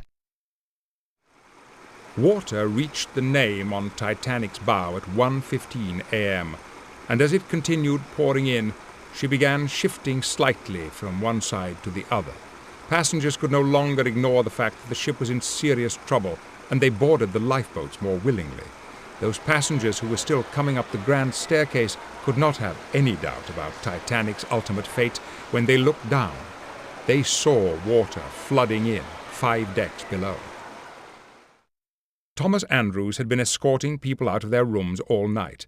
Now, as he helped load the boats, he was appalled at the reluctance some women still showed. Ladies, you must go at once. There is not a minute to lose. You cannot pick and choose your boat. Jack Thayer and a friend named Milton Long were following Jack's parents through the lounge on A deck to get to the lifeboats. People pushed between my father and mother and me. He remembered later. I could not catch up, and we were entirely separated from them. I never saw my father again. Jack's mother was safely put aboard a lifeboat. His father remained behind to die. With deep regret, Jack expressed, I only wish I had kept on looking for my father. I should have realized that he would not have taken a boat, leaving me behind. By 1:30 a.m., passengers were starting to panic. To maintain control, Second Officer Lightoller helped distribute firearms to the officers. In the wireless room, Phillips and Bride were now tapping out desperate-sounding messages such as, "We are sinking fast," and "Women and children in boats cannot last much longer." It was 1:35 in the morning. The second and third class women and children were being loaded into the aft lifeboats. Bertram Dean relates how he last saw his father. When it was our turns to get onto the boat, he helped us in and said, "Cheerio, we'll see you later, hope to see you later." And that's the last we saw of him. The last distress rocket was fired at 1:40. Most of the forward boats had already been cast off, and the final starboard side boat was being launched. The forward well deck was now under water, and passengers tried to find temporary safety by filtering toward the stern. Those who had been released to the sea in the lifeboats later described their view of Titanic as intensely beautiful, with its lights blazing across the flat, calm water. Some people in the boats could still hear the band playing music. As the Carpathia rushed to rescue Titanic, she received one last wireless message. Engine rooms full up to boilers. Then, silence. The only boats left were the 4 collapsibles, 2 of which were mounted on top of the officers' quarters. In the design of the ship, no one had given any thought as to how to lower these supplementary lifeboats. At 2:05 a.m., as Titanic's lights continued to shine, her propellers finally rose out of the water. The crew members manning the lifeboats rowed them as far away from the ship as possible because they were afraid that the suction created when Titanic finally sank would pull them down with her. Senior Officer Henry Wilde ordered Second Officer Lightoller to get into Collapsible D, one of the last remaining accessible boats. Lightoller replied, "Not damn likely," and jumped back out of the boat. At 2:10 a.m., Captain Smith released wireless operators Bride and Phillips from their duties. He told them, Men, you have done your full duty. You look out for yourselves. Phillips remained at the key, even though by now there wasn't enough power to send signals very far. Bride left the room for a moment and returned to find a stoker trying to steal Phillips' lifebelt. The 2 men beat the stoker senseless and left him behind as they abandoned the radio room. Phillips headed for the stern and was never seen again. At 2:17 a.m., Captain Smith gave his final order. Through a megaphone, he shouted, Well, boys, do your best for the women and children and look out for yourselves. Then he disappeared inside the bridge. From that moment on, it was every man for himself. Thomas Andrews, who had been with Titanic since the day construction had started, was last seen standing alone in the first-class smoking room, staring at the painting above the fireplace. His life jacket was casually draped over a table next to him. His ship and his life were nearly finished. Titanic's bow suddenly took a dive. This created a wave that washed back and crashed through the dome of the first-class grand staircase. Only then did Second Officer Lightoller decide it was time to leave the ship by diving headfirst into the 28-degree salt water. Later, he would recall that striking the water was like 1,000 knives being driven into one's body. Jack Thayer and his friend Milton Long had waited until the last second to jump. Then they shook hands and wished each other good luck. Thayer yelled, "Go ahead, I'll be right with you." Long threw his overcoat off, climbed the rail, and jumped. 10 critical seconds later, Thayer jumped too. Thayer lived. His friend died. Father Thomas Biles heard confession and gave absolution to over 100 second and third class passengers who had gathered at the aft end of the boat deck. Many of the 1,500 passengers and crew either jumped overboard or scrambled toward the stern as it continued to rise majestically from the water. Finally, Titanic herself began to disintegrate under the strain. First, her forward funnel broke loose and collapsed into the water, crushing a number of swimming passengers. It is thought that John Jacob Astor was among them. The falling funnel missed Second Officer Lightoller by inches, and he was able to grab hold of an overturned lifeboat nearby and watch. Lights on board Titanic were still burning, and a wonderful spectacle she made, standing out black and massive against the starlit sky, myriads of lights still gleaming through the portholes. A terrible roar was heard as every movable object in the ship slid forward. At 2:18 a.m., the lights went out. Chief Engineer Joseph Bell and his staff of 35, who had stayed at their posts to pump the water out and keep the power on, would now all die. Then Titanic violently broke in half and her bow sank. The now dark stern slowly rose again into the air, masses of people clinging to it like bees to a hive. Liner Chairman Ismay was safely away from Titanic in a lifeboat, but he didn't watch his ship sink. I had my back to it, rowing. I didn't want to see it. Jack Thayer watched from the frigid water as the stern hung there for what seemed to be a very long time. Later, he had a sketch drawn to depict the final moments as he saw them. Molly Brown described the last moments. The sea opened up and the surface foamed like giant arms spread around the ship, and then the vessel disappeared from sight and not a sound was heard. At 2:20 a.m., Titanic was gone. Out of the momentary silence, there arose the terrible moans and screams for help of the nearly 1,500 people who were now condemned to freeze to death in the calm water. As the ship went down, it did not suck any of the lifeboats down with it, as had been feared. The half-filled lifeboats floated safely nearby. For fear of being overwhelmed, they did almost nothing to help, even though there was room in the lifeboats for another 473 people. They simply waited for the moans of their husbands, friends, and companions to fade away under the moonless sky. They would wait for nearly an hour.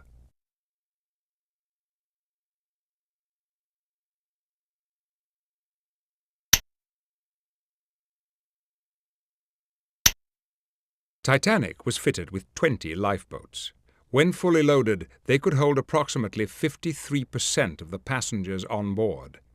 The reason for this state of affairs was that the relevant shipping laws were written in 1894, before anyone dreamed of building vessels as large as Titanic.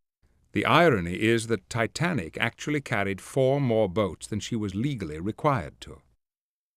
The first-class passengers were right where 8 lifeboats were located. So when they went up on top deck, they tended to come out of the interior of the ship right where the boats were. The same with the second-class passengers. There were 8 boats in the after part of the superstructure, and they were right there where a second-class person would find them.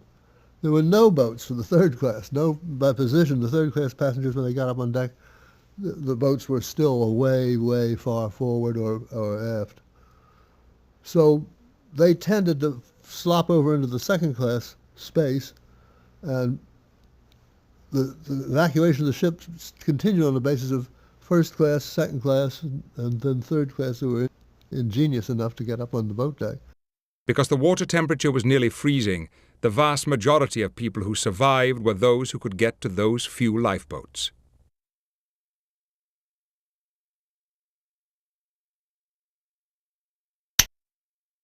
At 12:25 a.m., First Officer Murdoch helped first-class women and children board lifeboat number 7.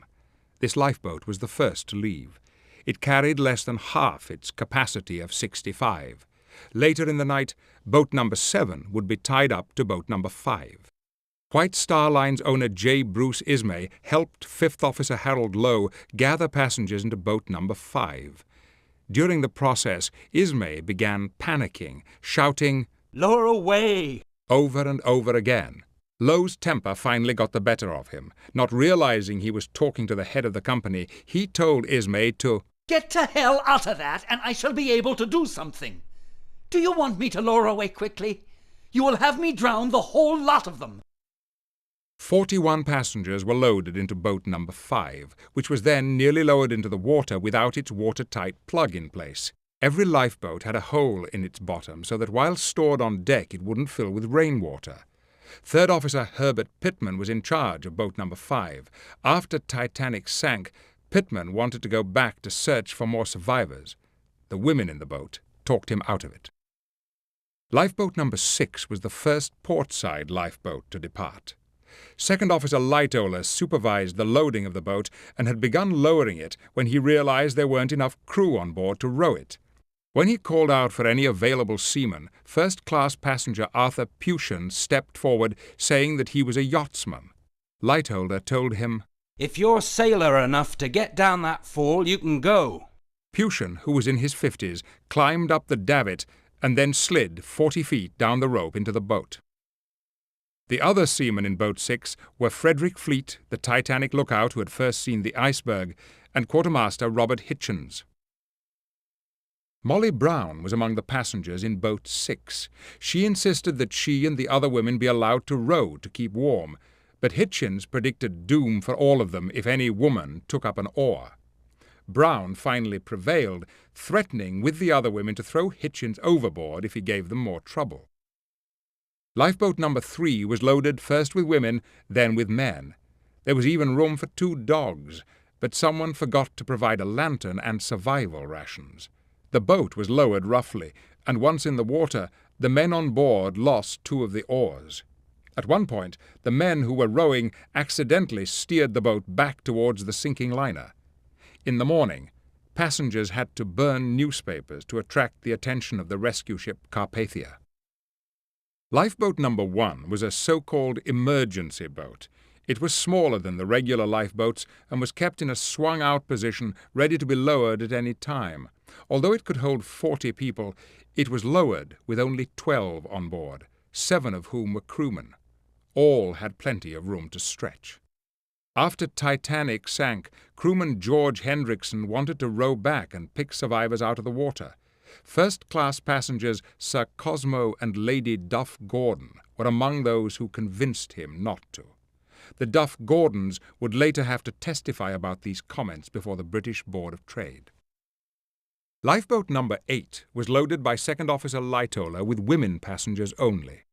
One of Titanic's most famous and moving moments came when Mrs. Isidore Strauss refused to get into Lifeboat 8 and leave her husband, Isidore, behind.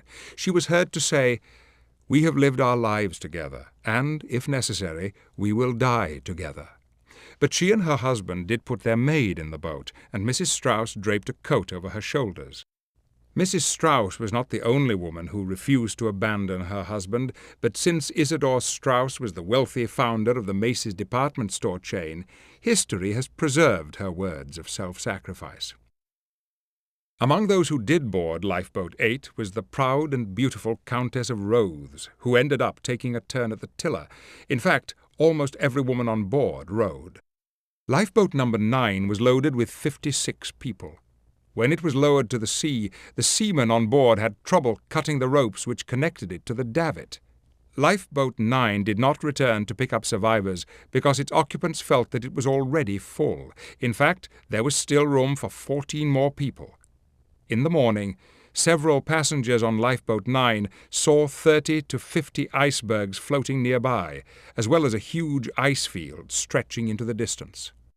Lifeboat number 10 was suspended 2.5 feet out from Titanic's side, making it difficult to board. Some small children were literally thrown into the boat. One unidentified female passenger jumped, fell short, and dangled between the lifeboat and the ship until a man grabbed her by the shoulders and pulled her back onto one of Titanic's lower decks. She then jumped again and made it safely into the boat. In all, Lifeboat 10 held 55 people. Lifeboat number 11 was loaded with 70 passengers, 5 more than its capacity. Most of them were women and children. Toward the end of loading, children only were admitted into the boat. As it was being lowered, it was nearly doused with water being pumped out of the engine rooms. Lifeboat number 12 left with 40 women and children aboard. During the night, people were transferred into it from other boats. Boat 12 was the last boat to be rescued. By that time, it was overloaded with 75 passengers, more than was saved by any other Titanic lifeboat. Lifeboat number 14 was lowered with 60 people aboard. 5th Officer Lowe was in charge. As the boat was descending, Lowe saw a group of male passengers preparing to jump in. He fired his pistol into the air 3 or 4 times to warn them away. Edith Haseman's father helped her and her mother into lifeboat number 14. As the boat was being lowered, Edith caught a last glimpse of her father talking to a minister. After Titanic sank, 5th Officer Lowe unloaded passengers from Boat 14 into 4 other lifeboats. He then went back to rescue survivors in the deadly cold water. Boat 14 was one of only 2 lifeboats to go back for survivors. The water was filled with frozen bodies and wreckage, making it nearly impossible to tell the living from the dead.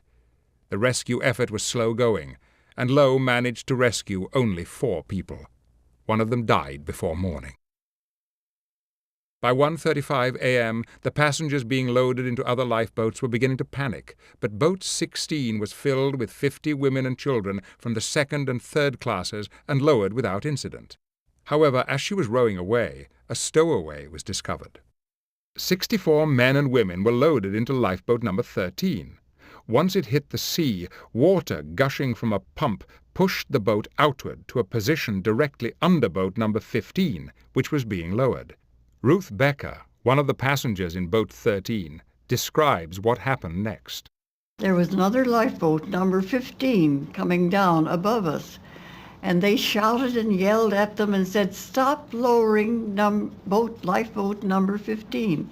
But they didn't hear us because there was so much noise. So it kept coming down, not fast, but it just kept coming down, so far that when the men put their hands up like that, they could touch the bottom of the boat.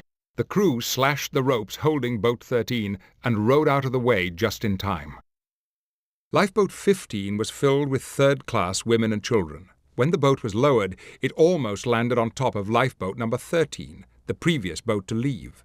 Among those aboard Boat 15 were a group of card sharps who would continue to fleece the other passengers even on the rescue ship Carpathia. Unlike the regular lifeboats, Collapsible C had to be attached to 2 davits at the last moment. Chief Officer H.T. Wilde loaded it with the help of White Star President J. Bruce Ismay. Wilde asked if there were any more women or children who wanted to board the boat. There was no reply, and no sign of any nearby on deck. Wilde was already lowering the lifeboat when, without a word to anyone, Ismay climbed in. He was not the only man in Collapsible C, but the fact that Ismay saved himself and left others behind to die would be used to publicly humiliate him the rest of his life. Lifeboat number 2 was loaded by 1st Officer Murdoch and 2nd Officer Lightoller. who chased over a dozen crewmen out of the boat by yelling, "Get out, you damn cowards! I'd like to see every one of you overboard!" He then filled it with women and children passengers, some of them immigrants who did not speak English. It was lowered with only 25 people aboard, even though it could have held 40. Fourth Officer Joseph Boxall was in charge of lifeboat number 2. He kept the lifeboat near Titanic at first, but felt it was too dangerous to return to pick up survivors after the ship sank. A box of signal rockets was discovered on board. Someone had put the box into the lifeboat thinking it was a box of biscuits. The rockets were fired off throughout the night, and lifeboat number 2 became the first boat to be sighted and rescued. Lifeboat number 4 was lowered to the promenade deck, but the windows surrounding this deck were locked shut, and the first-class passengers there were unable to board. They waited patiently for over an hour until Second Officer Lightoller finally arrived to load the boat. John Jacob Astor helped his pregnant wife Madeline on board and asked if he could climb in himself, when Lightoller warned him that the boat was for women and children only. Astor stepped out of the boat and asked what the boat's number was. Then Astor tossed his gloves to his wife and said goodbye to her for the last time. I got in the boat thinking that John would follow, for there were a number of vacant places, and the deck around us was empty. I was terribly frightened when I found myself alone, and the boat was being lowered. I remember his calling to me, asking if I was all right and if I was comfortable. We had gone but a little way when the Titanic sank. I thought I heard John calling, and I stood up and cried that we were coming, but the people in the boat made me stop. Just after Titanic sank, Lifeboat 4 returned and pulled 7 crewmen from the water. 2 of them subsequently died from exposure. Collapsible D was the last boat mounted to a davit before being lowered. As the boat was being filled, a group of passengers tried to force their way in. Second Officer Lightoller had to threaten them with his pistol to keep them back. Crewmen joined arms to restrain the crowd, letting only women and children through. Among these were Michel Navratil and his younger brother. Michel remembers that Mon père me met dans un canot, l'autre personne met mon frère dans ce même canot, et mon père me dit, tu diras à ta maman mon attachement pour elle. Ensuite, je me souviens que de la descente du canot, du bruit qu'a fait le canot en rejoignant l'eau, du bruit des rames, et après, je me suis endormi.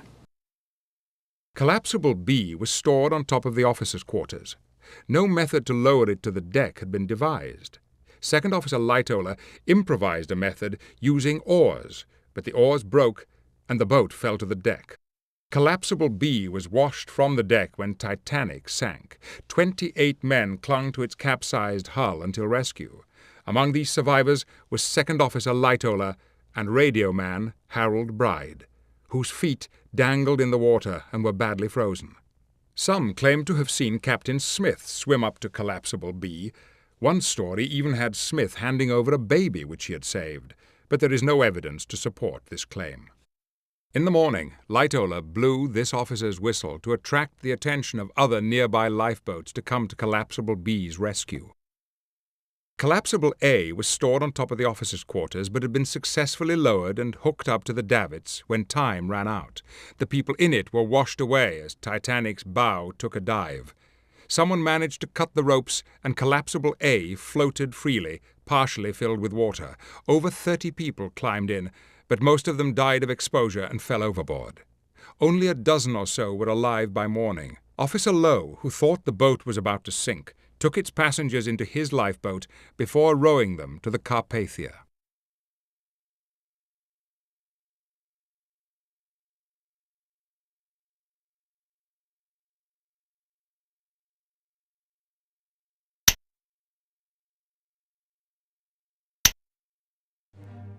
Well, the aftermath of the Titanic is a very confusing picture because wireless, the only way of telling what happened to the Titanic, was in its infancy. And one of the first errors was the mistaken assumption that the Titanic was still afloat long after she was sunk. because there were two messages that were sent. One was any news on the Titanic, and there was another message about a ship that was in trouble and run out of fuel or something that was being towed to Halifax. And somehow or other, these two messages got tied up into one, so that the message that came out was the Titanic was damaged but was being towed to Halifax. The Titanic had already been gone for a whole day. That the newspapers knew that the ship had actually sunk and that loads of people were lost. And that helped make it just a frightening horror that would not have otherwise existed if communications had been better the way they are today. The events which would lead to the rescue of Titanic survivors began shortly after midnight on April the 15th. They involved Titanic's wireless operators and the crew of the Cunard Company's liner Carpathia. White Star had conceived of Titanic as an answer to the competition from Cunard, and it was ironic that Cunard would now save the day. The Carpathia's wireless operator, Harold Cottam, was about to shut off his set and go to bed when he heard one of Titanic's calls for help. Cottam immediately informed the Carpathia's captain, Arthur Rostron. Rostron wasted no time. Carpathia was 58 miles away from Titanic's reported position. At her top speed of 14 knots, it would take her 4 hours to reach Titanic.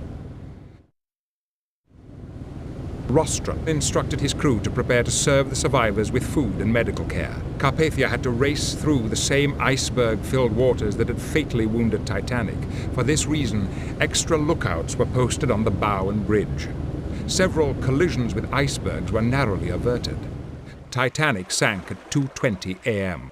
1 hour and 10 minutes later, survivors in Titanic's lifeboat number 13 saw signal rockets that the Carpathia was firing as she approached the site. By 4 a.m., Carpathia had reached Titanic's position and came to a stop. Rostron had made it there a half-hour earlier than he had predicted. The sun began to rise, and the pathetic little band of half-filled lifeboats rowed towards rescue. One by one, the lifeboats pulled up alongside the ship, and the cold, exhausted survivors either climbed up or were hoisted to safety. Carpathia's well-trained crew aided Titanic's survivors in an orderly fashion. Her passengers pitched in by giving up cabin space and donating clothes to the survivors, many of whom were still wearing pajamas. Titanic passengers gathered along Carpathia's rails to watch the incoming lifeboats for friends and relatives. Among those who stood there was 12-year-old Ruth Becker. Standing next to her was a total stranger, a little German lady who had been crying in their lifeboat. The woman had wrapped her baby in blankets, and the baby had been taken from her and placed in another boat. She said, "Now I'm afraid they're going to throw that baby in the ocean," and thinking it's just a bundle of blankets. And I said, "Oh no, they're not going to do that." And I said, "When we are saved, I'm going to help you find your baby, and I want to find my mother and brother and sister too." She found her little baby, and I never saw anybody so happy in all my life. Not long after that, Ruth found her family also. At 8:30 a.m., Titanic's second officer, Charles Lightoller, boarded Carpathia. He was the last survivor to be picked up. Now many of the survivors had to face the reality that their husbands and loved ones were not in the next boat. Grief took hold of the crowd standing at the rails. The Leyland liner Californian arrived on the scene just as Carpathia was preparing to leave. Captain Rostron asked Californian's Captain Lord to remain in the area and search for other survivors. However, with all of Titanic's lifeboats accounted for, Californian could only hope to find bodies. Rostron held a memorial service, and then with her extra cargo of 705 Titanic passengers and 13 of her empty lifeboats, Carpathia headed back toward New York. Carpathia had to navigate around the ice field, and this lengthened the trip. It would take 4 long rainy days for the overcrowded widow ship to reach port. Titanic's surviving wireless operator, Harold Bride, was pressed into service alongside Carpathia's own operator, Harold Cottam. Together, they sent the survivors' messages to loved ones. This Marconigram, sent by Captain Rostron during the trip back, was the first official news of Titanic's fate. All the way back to New York City, requests for news flooded in. Cottam and Bride were too busy to answer. On the mainland, newspapers eager to feed the public's hunger printed misleading headlines. The world would have to wait until Carpathia arrived in New York to find out just how bad the news really was. On a cold, rainy evening, 3 days after Titanic sank, a crowd of 30,000 people were gathered at New York City's Pier 54, waiting for the rescue ship. At about 9 p.m., Carpathia pulled into view. She carried all 705 survivors. Before she docked, Carpathia lowered the 13 Titanic lifeboats, along with deck chairs and other floating debris. This was all that was recovered of the huge Titanic. Those survivors who had relatives meeting them were allowed to disembark before the others. Wireless operator Harold Bride, whose feet had been severely frostbitten, had to be carried from the ship. The third-class survivors were the last allowed ashore and the worst off. As a group, they had suffered more casualties than any of the other classes, and many of them had lost all of their possessions. Routine immigration procedures were set aside, and some were temporarily housed in New York hospitals. Bertram and Milvina Dean were among the third-class survivors. They spent 6 weeks at St. Luke's Hospital with their mother.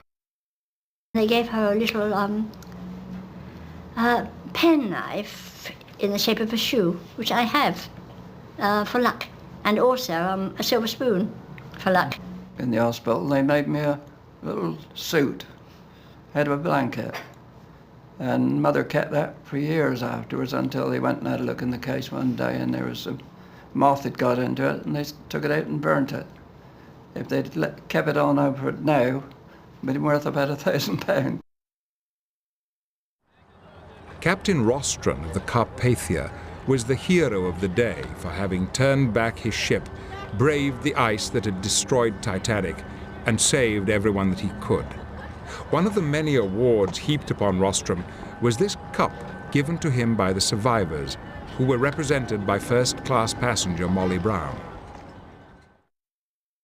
While the passengers, the nation, and the world were cheering Captain Rostron, Michigan Senator William Alden Smith was convinced there were villains to be found as well. He marched onto Carpathia when it first docked in New York to hand a subpoena to J. Bruce Ismay, the chairman of the White Star Line. An official Senate inquiry was scheduled to begin the very next day.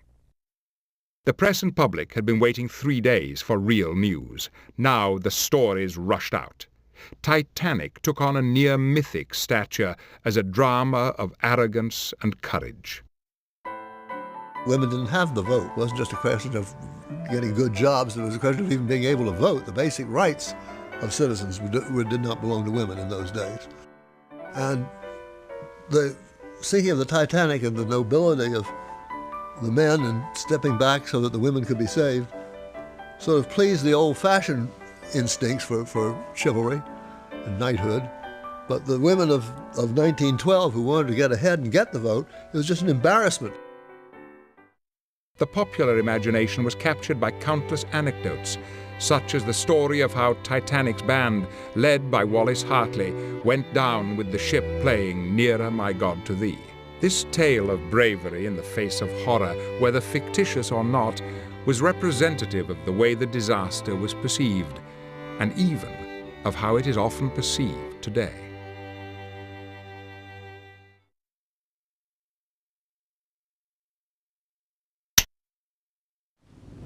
While Titanic's 705 survivors were en route to New York, White Star Line sent the cable ship Mackie Bennett out from Halifax, Nova Scotia.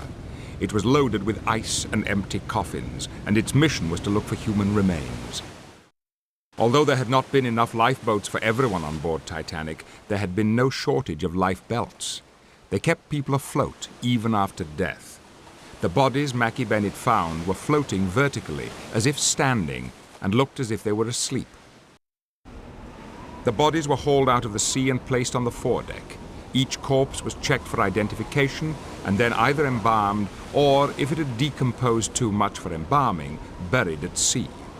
all of the identified bodies of first-class passengers were carried back to shore. Weights were attached to the 116 other bodies, which were then buried at sea. Autopsies showed that almost all of the victims had died of exposure to the cold water rather than drowning. A log of the dead was created to catalogue the items found on the victims' bodies. Among the bodies that were recovered was that of the most famous of Titanic's victims, John Jacob Astor. His corpse was crushed and covered with soot. As a result, it was assumed that Titanic's forward funnel had collapsed on top of him. In his pockets were his watch, stopped at $2.20, and $2,500 in cash. Mackie Bennett returned to Halifax with its gruesome cargo. There, a morgue was set up in an ice rink. Other ships followed, but each brought back fewer and fewer human remains. Wind and bad weather was scattering the bodies, making them difficult to locate. Finally, after only 306 bodies had been found, the organized search was abandoned. In addition to bodies, a deck chair and pieces of oak woodwork were found floating in the water. The most surprising discovery was made on May 13th. Titanic's collapsible A was found some 200 miles from the site of the collision, still afloat, with 3 cadavers as passengers. Back in April, on the morning of the accident, Officer Lowe had observed that collapsible A was sinking and had unloaded the survivors from it. The collapsible had nevertheless remained floating for nearly a month. Marcelle Navratil was on the ship that made this gruesome discovery. She was traveling to New York to pick up her sons Edmund and Michel. After their rescue, the 2 boys had been taken care of by first-class survivor Margaret Hayes. She spoke French, but was unable to get the Titanic orphans, or waifs as the press dubbed them, to explain who they were. Mrs. Navratil hadn't even known that her children and estranged husband were on the Titanic until she read about the waifs in a newspaper in France. The majority of Titanic's 1,500 victims remained lost at sea. Unfortunately for the transatlantic tourist industry, these bodies continued floating as they decomposed. They were sighted by passing ships as late as June of that year. A letter sent to President Taft told of an incident in which a ship had run over victims' remains, knocking them several feet into the air.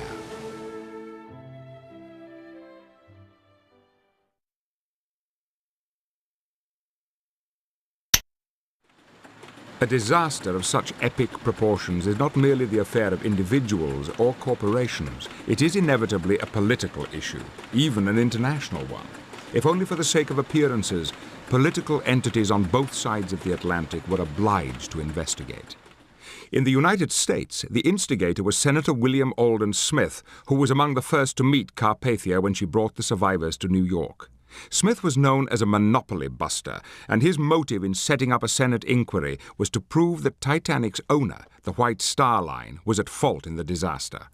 If he could prove this, then survivors and victims' families would have legal grounds to file for damages. But the person Smith was really after was the American banking magnate J.P. Morgan, who controlled White Star. The investigation began at the Waldorf Astoria Hotel in New York on April 19th. 3 days later, it moved to Washington, D.C. Unlike the British inquiry to follow, the U.S. inquiry called both crew and passengers to testify. Many of the personal stories we know today were unearthed by the Senate investigation. J. Bruce Ismay, as the managing director of White Star and a surviving passenger, was among the first to be interrogated by Senator Smith. Following the collision, Ismay's behavior had by all accounts been bizarre. On Carpathia, he had withdrawn into an impenetrable silence. During the Senate inquiry, Ismay appeared still to be overwhelmed and spoke very softly, almost whispering. He refused to admit any responsibility in the disaster. When asked whether he had urged Captain Smith to rush Titanic to New York despite ice warnings, Ismay replied that he had no say in the day-to-day operations of his ships. The lookout who had spotted the iceberg, Frederick Fleet, testified rather disturbingly that he was, in his own words, not a good judge of distance.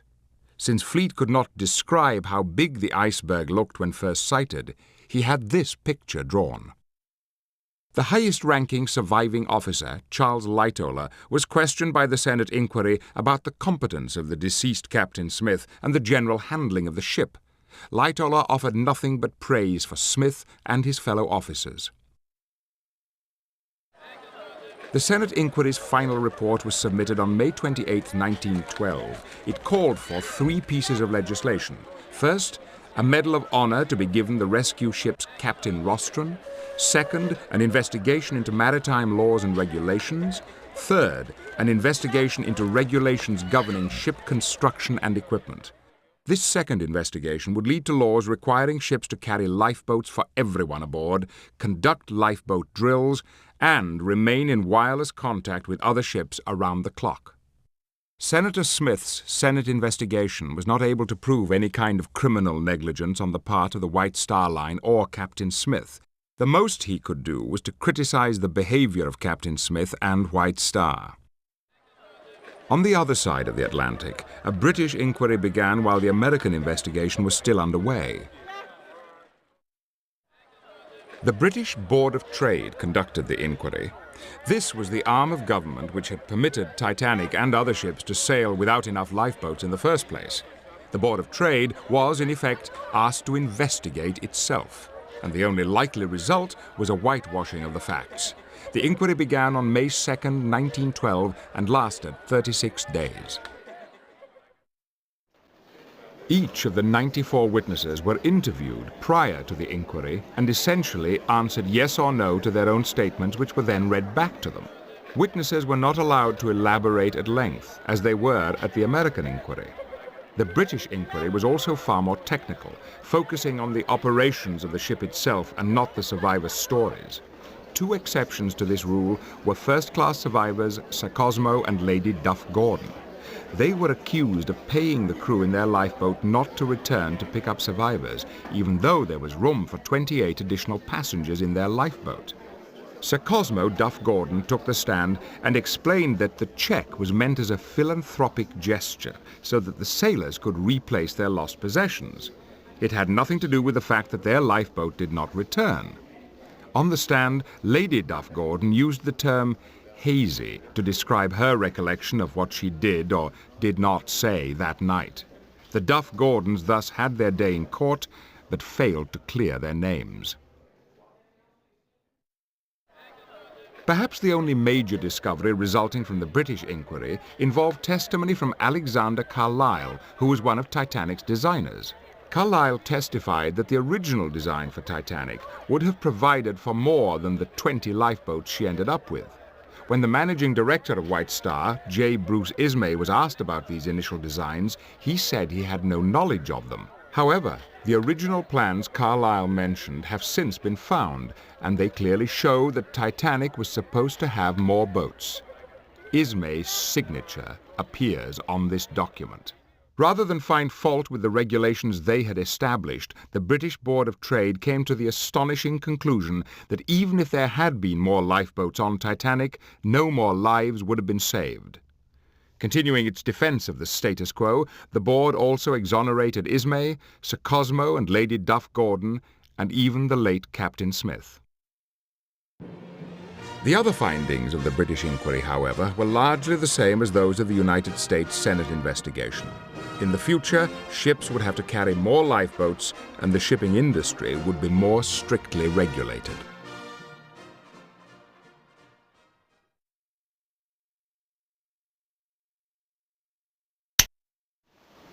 At about 11 p.m. on the night Titanic sank, the Leland cargo liner Californian was stopped near this ice field when her crew members noticed a steamer moving westward in the distance.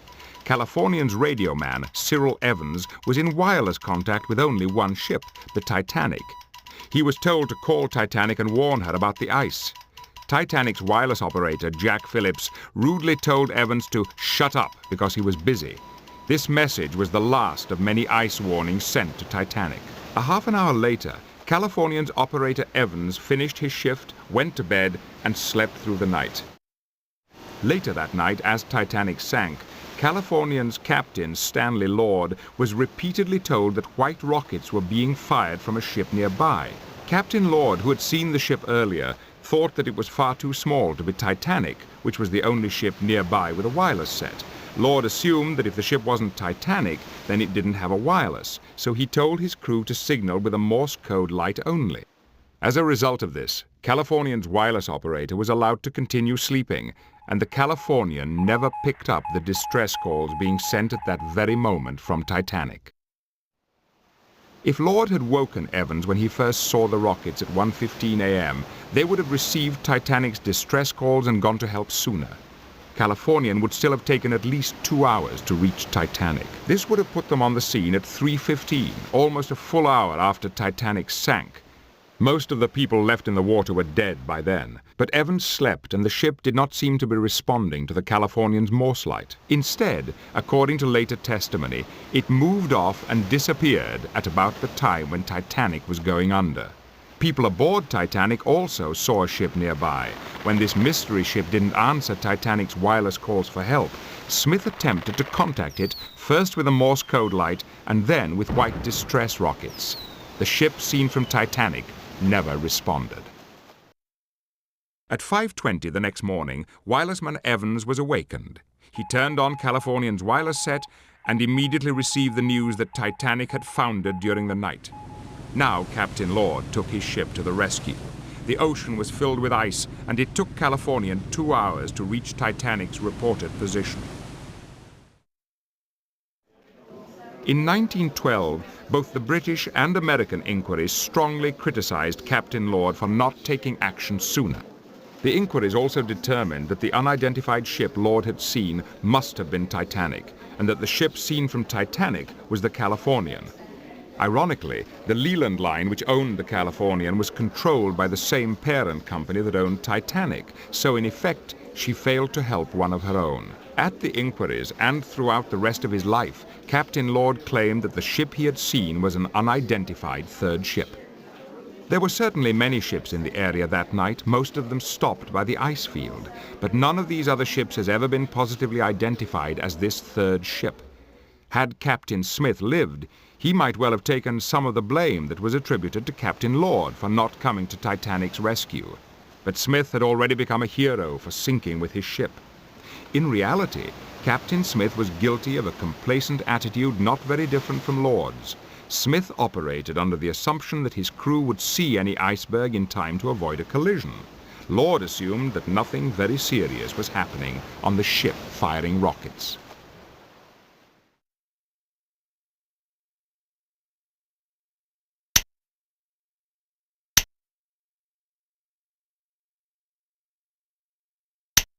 Bob Ballard finding the ship sort of eliminated a lot of the mystery, but it stirred up almost as many things as it eliminated.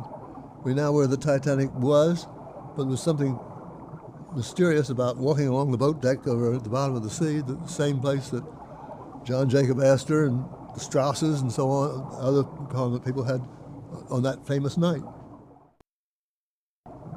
The empty davits, to me, are sort of haunting. The lifeboats are all gone. They went their way. But the davits still stand exactly as they were when the lifeboats cast off. In many respects, Titanic is a frozen microcosm from 1912. Still visible on the site are unopened bottles of champagne, period toiletry articles, and shiny brass fittings. She is an undersea laboratory where we are learning how the deep ocean environment acts on different types of metal and wood over time. The knowledge gained through such research will be applied in the design of future underwater structures. With the rediscovery, there are now as many new mysteries raised as old mysteries solved.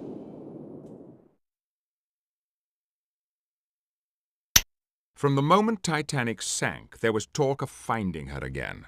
At first, people wrongly believed that passengers might have taken refuge inside the ship's watertight compartments and could still be alive, slowly suffocating to death at the bottom of the ocean. These fears were unfounded, but they gave rise to the first of many schemes to raise Titanic.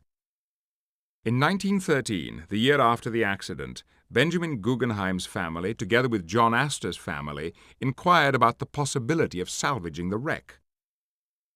Through the years, a great many crackpot schemes came along with some that weren't so crackpot, were pretty good. But to give you an illustration of the crackpot scheme, there was one theory that if you fill the Titanic with ping pong balls, that would bring it up.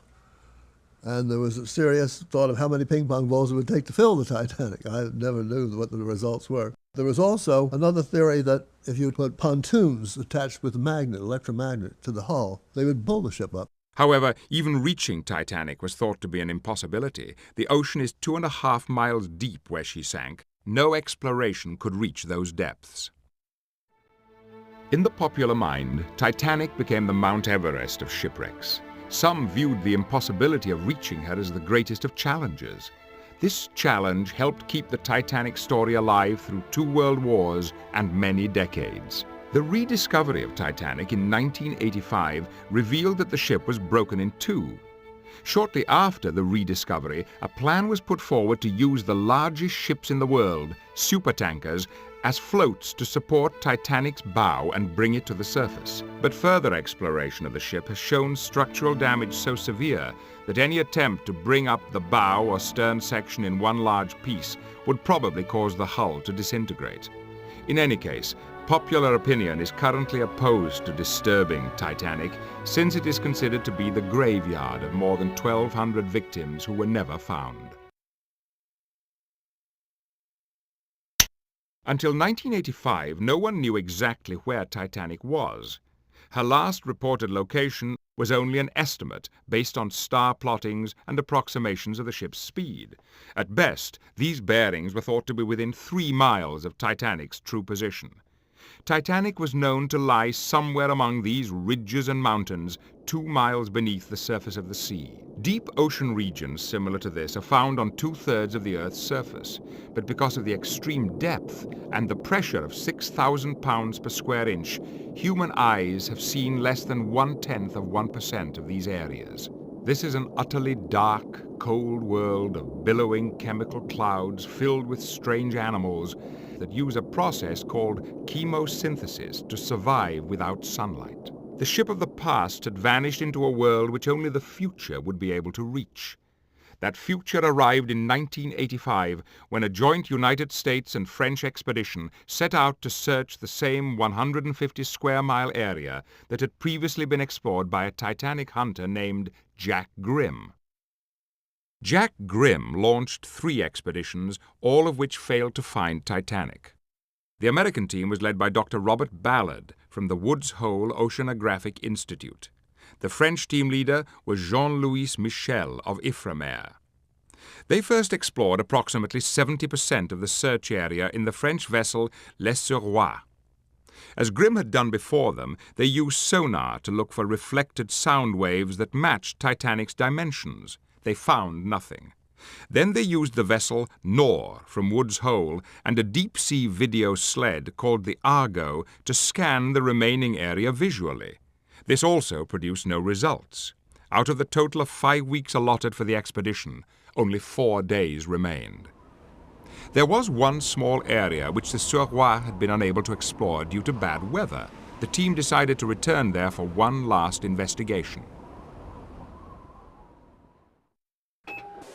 In the early hours of September 1st, 1985, this image appeared on the Nor's video screen. It was a boiler of the type that could only be from Titanic. The deep-sea explorers, overjoyed, raised styrofoam cups filled with Portuguese wine. Then one of them looked at his watch and pointed out that it was nearly 2 in the morning. This was the exact place and the exact hour of Titanic's sinking 73 years earlier. The flag of Titanic's builder, Harland and Wolff, was raised, and an informal memorial service was held.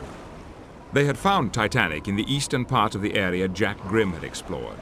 The French vessel had narrowly missed finding the wreck during its sonar sweeps.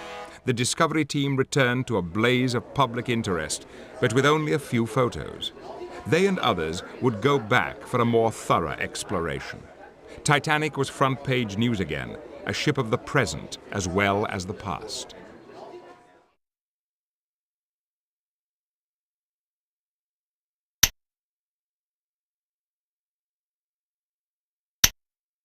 Argo and Angus are exploration submersibles. They're essentially metal cages that hold photographic equipment and strobe lights to reveal the ocean floor. They were lowered from the Woods Hole Institute ship, the Nore. They are delicately suspended on 2 miles of cable and pulled through the water by the Nore. Since they carry no passengers, they're able to reach greater depths than any manned submersible, and they can stay down for very long periods of time. The Argo was brand new when it was used to discover Titanic in 1985. It carries 5 video cameras and relays its pictures directly to the surface. It was Argo that first saw Titanic. This video image was recognized to be a boiler and was identified as belonging to Titanic.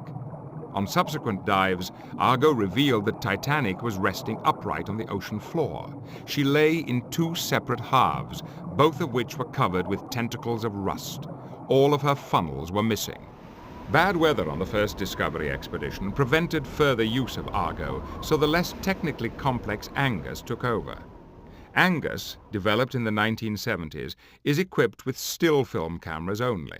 In the final days of the first expedition, Angus took the pictures that showed Titanic to the world for the first time in 75 years.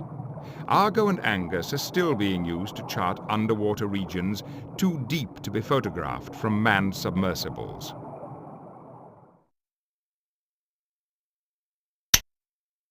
Alvin is a deep-sea submersible originally built in 1964. It was refitted in 1973 with a 2-inch thick titanium sphere which can hold a crew of 3.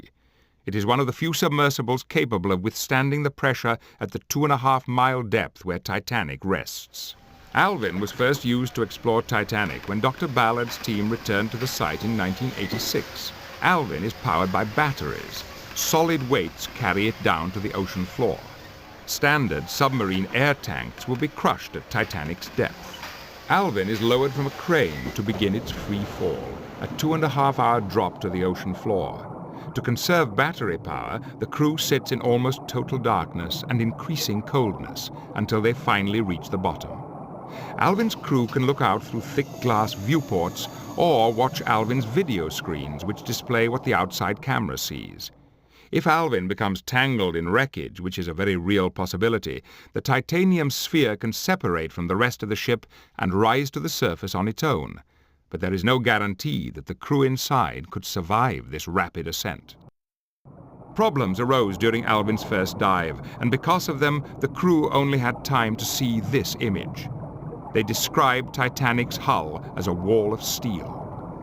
The second dive was truly spectacular, as Alvin moved to the edge of Titanic's knife-like bow and then up to deck level. Here on the bow, Alvin first saw these finger-like bacterial secretions, which Dr. Robert Ballard dubbed rusticles. Alvin next flew over Titanic's bow using a high-sensitivity camera mounted underneath to search for future landing sites on Titanic's decks. Titanic's stern was virtually destroyed when it hit the ocean floor. Alvin also explored the debris field between the bow and the stern sections. Alvin's most haunting discovery was what Dr. Ballard at first thought was a human skull. It was in fact a porcelain doll's head. Alvin also served as a launching platform for the remote-controlled JJ, which could then move up to and even inside Titanic. In 11 separate dives in 1986, the submersibles Alvin and JJ showed the world more of Titanic than it had ever seen. As a parting gesture, Alvin's robotic arm was used to leave plaques on the Titanic's bow and stern, commemorating the 1,500 people who were washed from these decks to their death.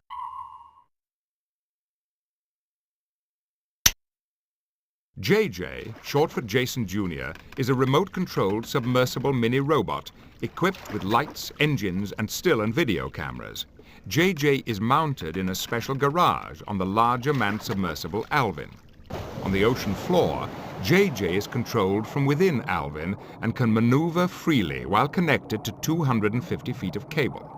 On Dr. Ballard's third dive in 1986, JJ took its most dangerous and fascinating trip down the hole where the grand staircase once stood.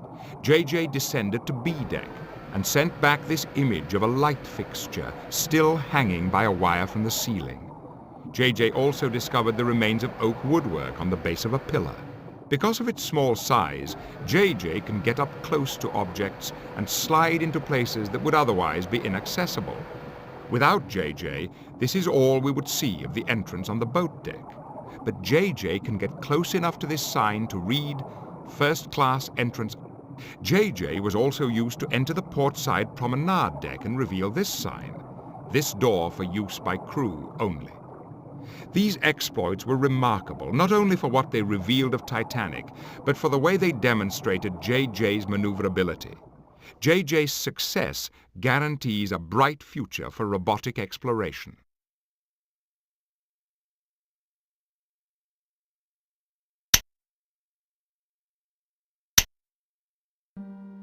The wreck of Titanic is almost 2.5 miles down, sitting upright on the bottom of the Atlantic Ocean. She lies broken in two halves, her bow pointed to the north. The stern section is 1,970 feet behind the bow, turned in the opposite direction. For the purposes of this tour, we have turned the stern around to look at its starboard side. Keep in mind that this is not its true orientation. The stern burst apart upon impact, and its jagged, twisted metal prevents close exploration. In between the two halves is a debris field where everything that spilled out of the ship settled to the bottom, including a vast amount of coal. The debris field also shows the only remnants of people so far discovered. The bodies have been eaten away, but the treated leather of the victims' shoes has not. This reminds us that the site of Titanic's wreckage is not just a museum. It is also a mass graveyard and the monument to a tragedy of historic proportions.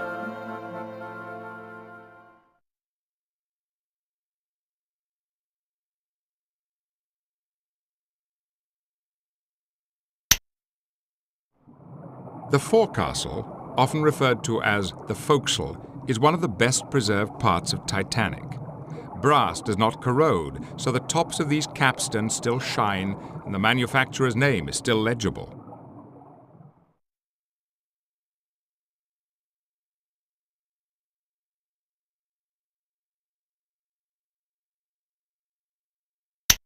The crow's nest is gone from the foremast. The mast has fallen backwards and now extends across the bridge. In 1987, a French expedition removed items from the foremast and the entire crow's nest disintegrated, leaving only this hole in the mast.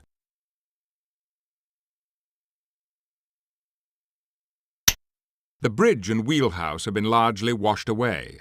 The base is all that's left of the wheelhouse itself. The ship's wheel is gone, but the brass telemotor base remains.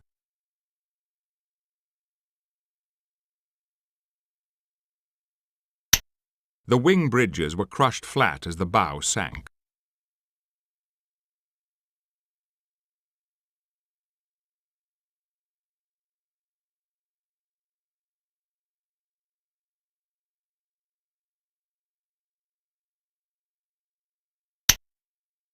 The bow struck the ocean floor first and penetrated the mud almost up to the level of its anchors. These forward holds are buried under more than 40 feet of mud. Hidden from view below the mud is the extensive damage caused by Titanic's first impact with the iceberg.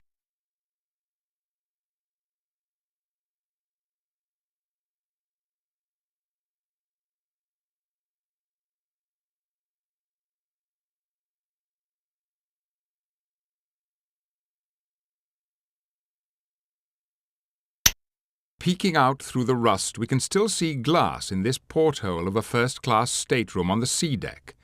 In the debris field, we find other first-class items like this bathtub and this enamel footboard.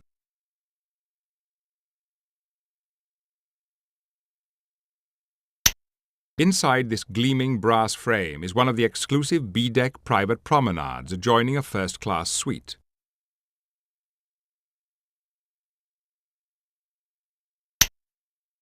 Rust hangs like ivy from the ceiling of the still-enclosed A-deck promenade.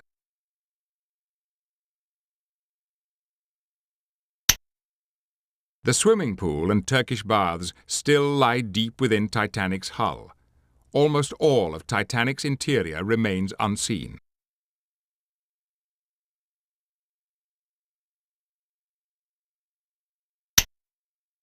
The glass is gone, but the arched window frames of the gymnasium remain. Looking inside, we see the rusty frames of the exercise equipment. The wire mesh is part of an electric camel. This handle is part of an electric horse.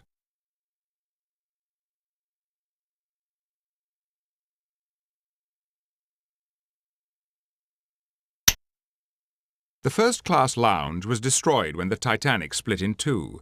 Pieces of it were scattered throughout the debris field. The leaded glass still remains inside this solitary window frame. This reproduction of the statue Artemis of Versailles, which was originally located on the mantel above the fireplace, lies face up amid the stones that have been dropped by passing icebergs.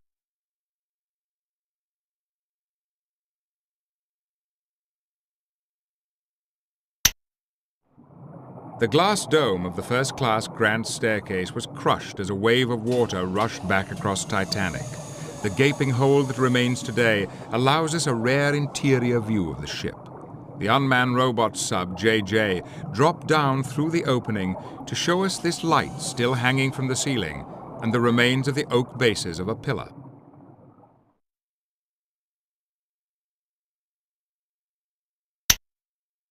This open gangway door leads to the reception room outside the first-class dining room.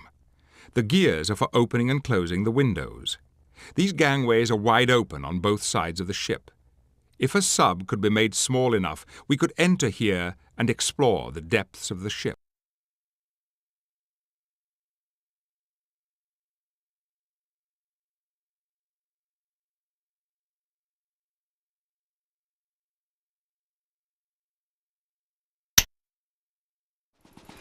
The massive boilers in the boiler rooms ripped loose from their foundations as Titanic broke in two and sank.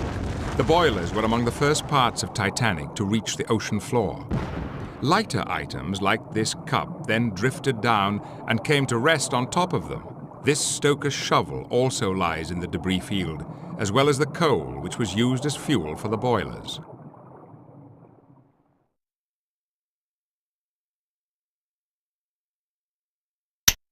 Traces of red paint can still be seen along the bilge keel.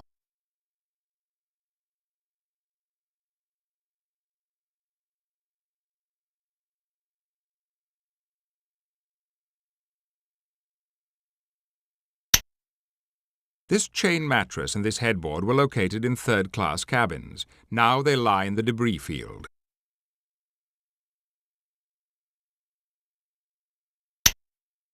These cranes remain locked in place in the forward well deck.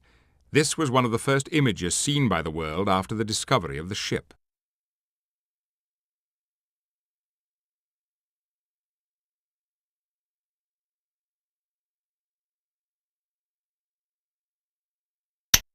The ruins of the hospital have yet to be seen clearly.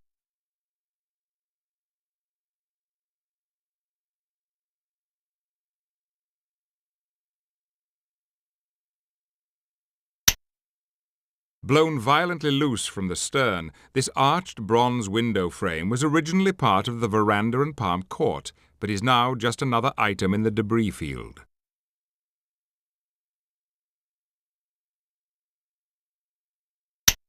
This spittoon in the debris field could be from the first-class smoking room.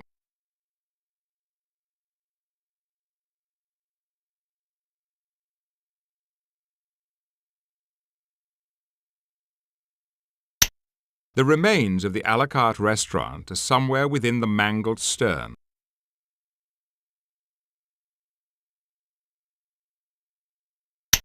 The Café Parisien is now only twisted metal located in the severed stern.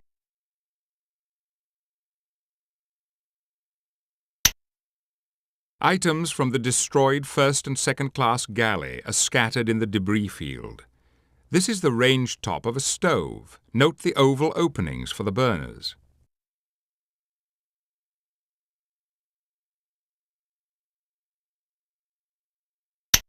The second-class dining saloon is hidden from view beneath this stern wreckage.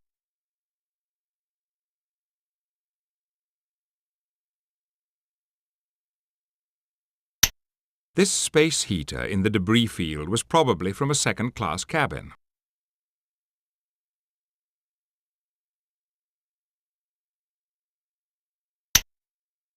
The reciprocating engines still stand in the devastated stern section. The hull plates have been ripped away, and the 3-story tall engines themselves are still mounted in place.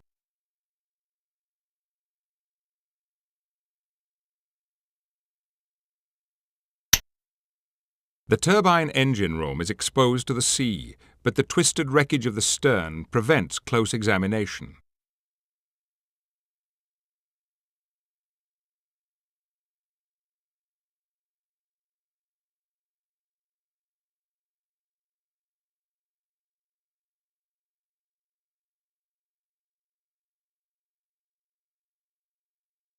These items from the third-class dining saloon are now scattered in the debris field.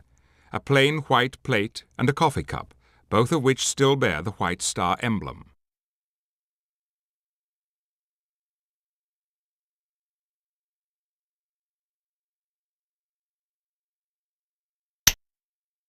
The decks here below the aft well deck collapsed upon one another when the stern smashed into the ocean bottom. These stairs, probably made of teak, may have led up from the well deck to the poop deck.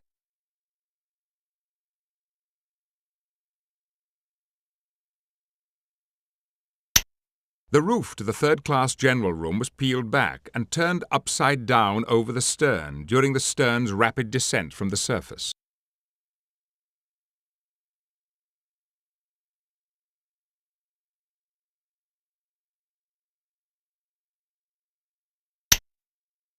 The underside of the poop deck is now facing upward, the deck bent back over itself during its fall to the bottom. This wooden bench in the debris field used to belong to the poop deck. Various equipment from the docking bridge fell into the debris field, including this compass housing and a telephone.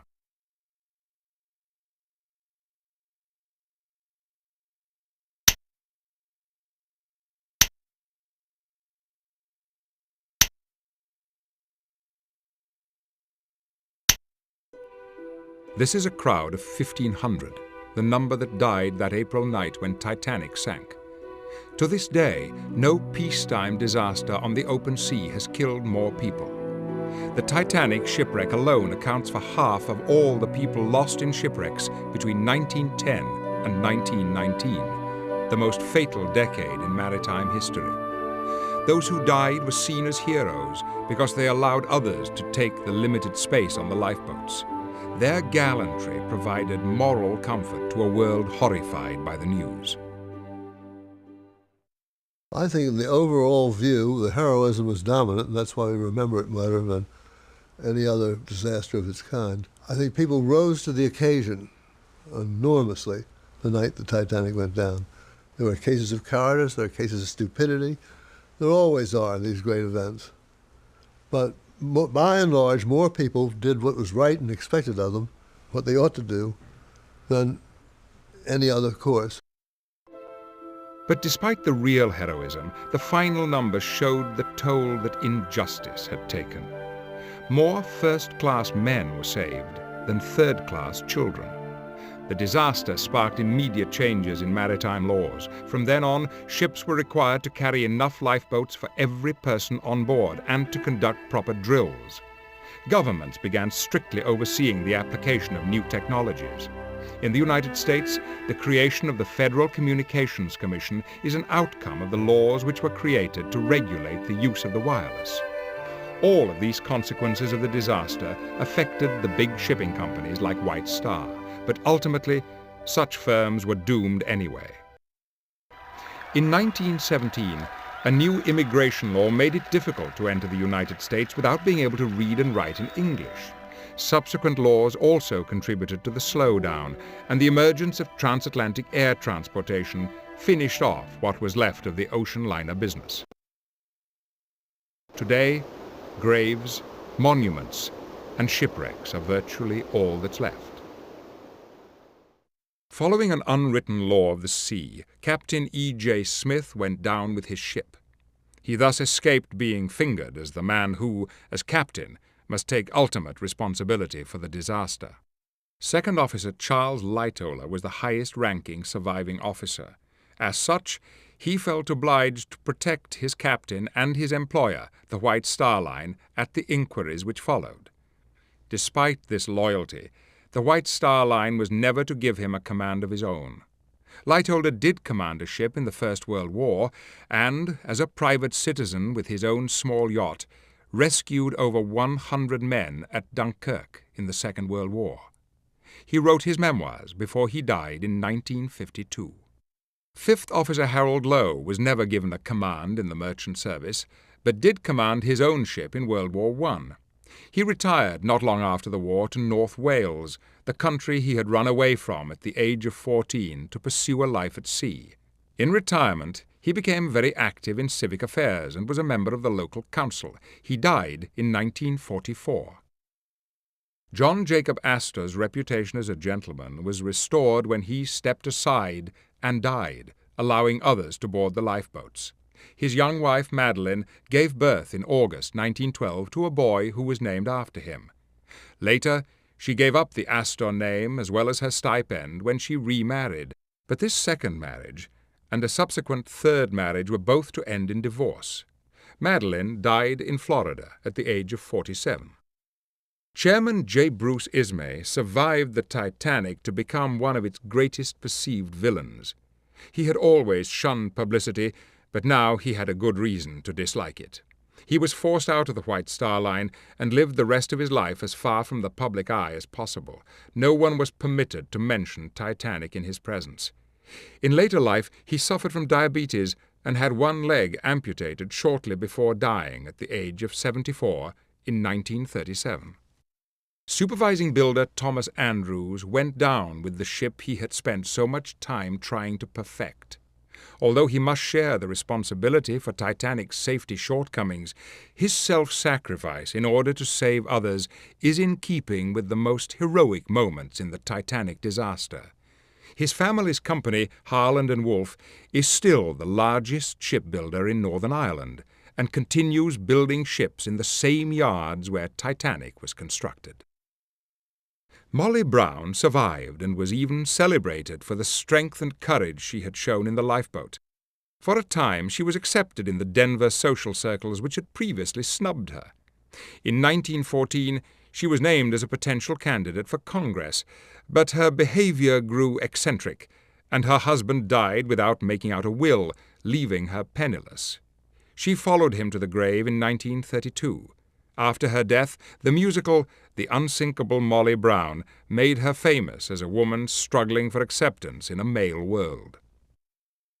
John Fair survived and went on with his planned career as a banker, but the loss of his father and the disaster itself cast a long shadow over his life. He carried around with him the inescapable impression that our uncertain and dangerous modern world was born on the night Titanic sank. In 1945, after his son was killed in the Second World War, he took his own life. Ruth Becker and her family settled in Ohio. Ruth went on to teach high school in Kansas and didn't speak about Titanic until after she retired. In 1990, she took her first sea voyage since Titanic, a cruise to Mexico. She died that same year at the age of 90. Edith Haseman and her mother survived, but never settled in Seattle. Her father had gone down with the ship, but in New York, Edith's mother discovered that without telling anyone, he had sewn bank drafts into her skirt. With this money, they traveled back to South Africa. Today, after raising a large family of her own, Edith lives in Southampton, the very port where she once boarded Titanic. The Navratil boys returned to France. Their father's body was recovered and is buried in Halifax, Nova Scotia, under the name of Louis Hoffman. The alias he assumed prevented his family from ever being able to have his body or any of his personal effects returned to them. Their mother was later diagnosed as suffering from schizophrenia, and the boys grew up largely without knowing either of their parents. Edmund's health was ruined when he was interned in a prisoner of war camp during World War II. He died at the age of 43.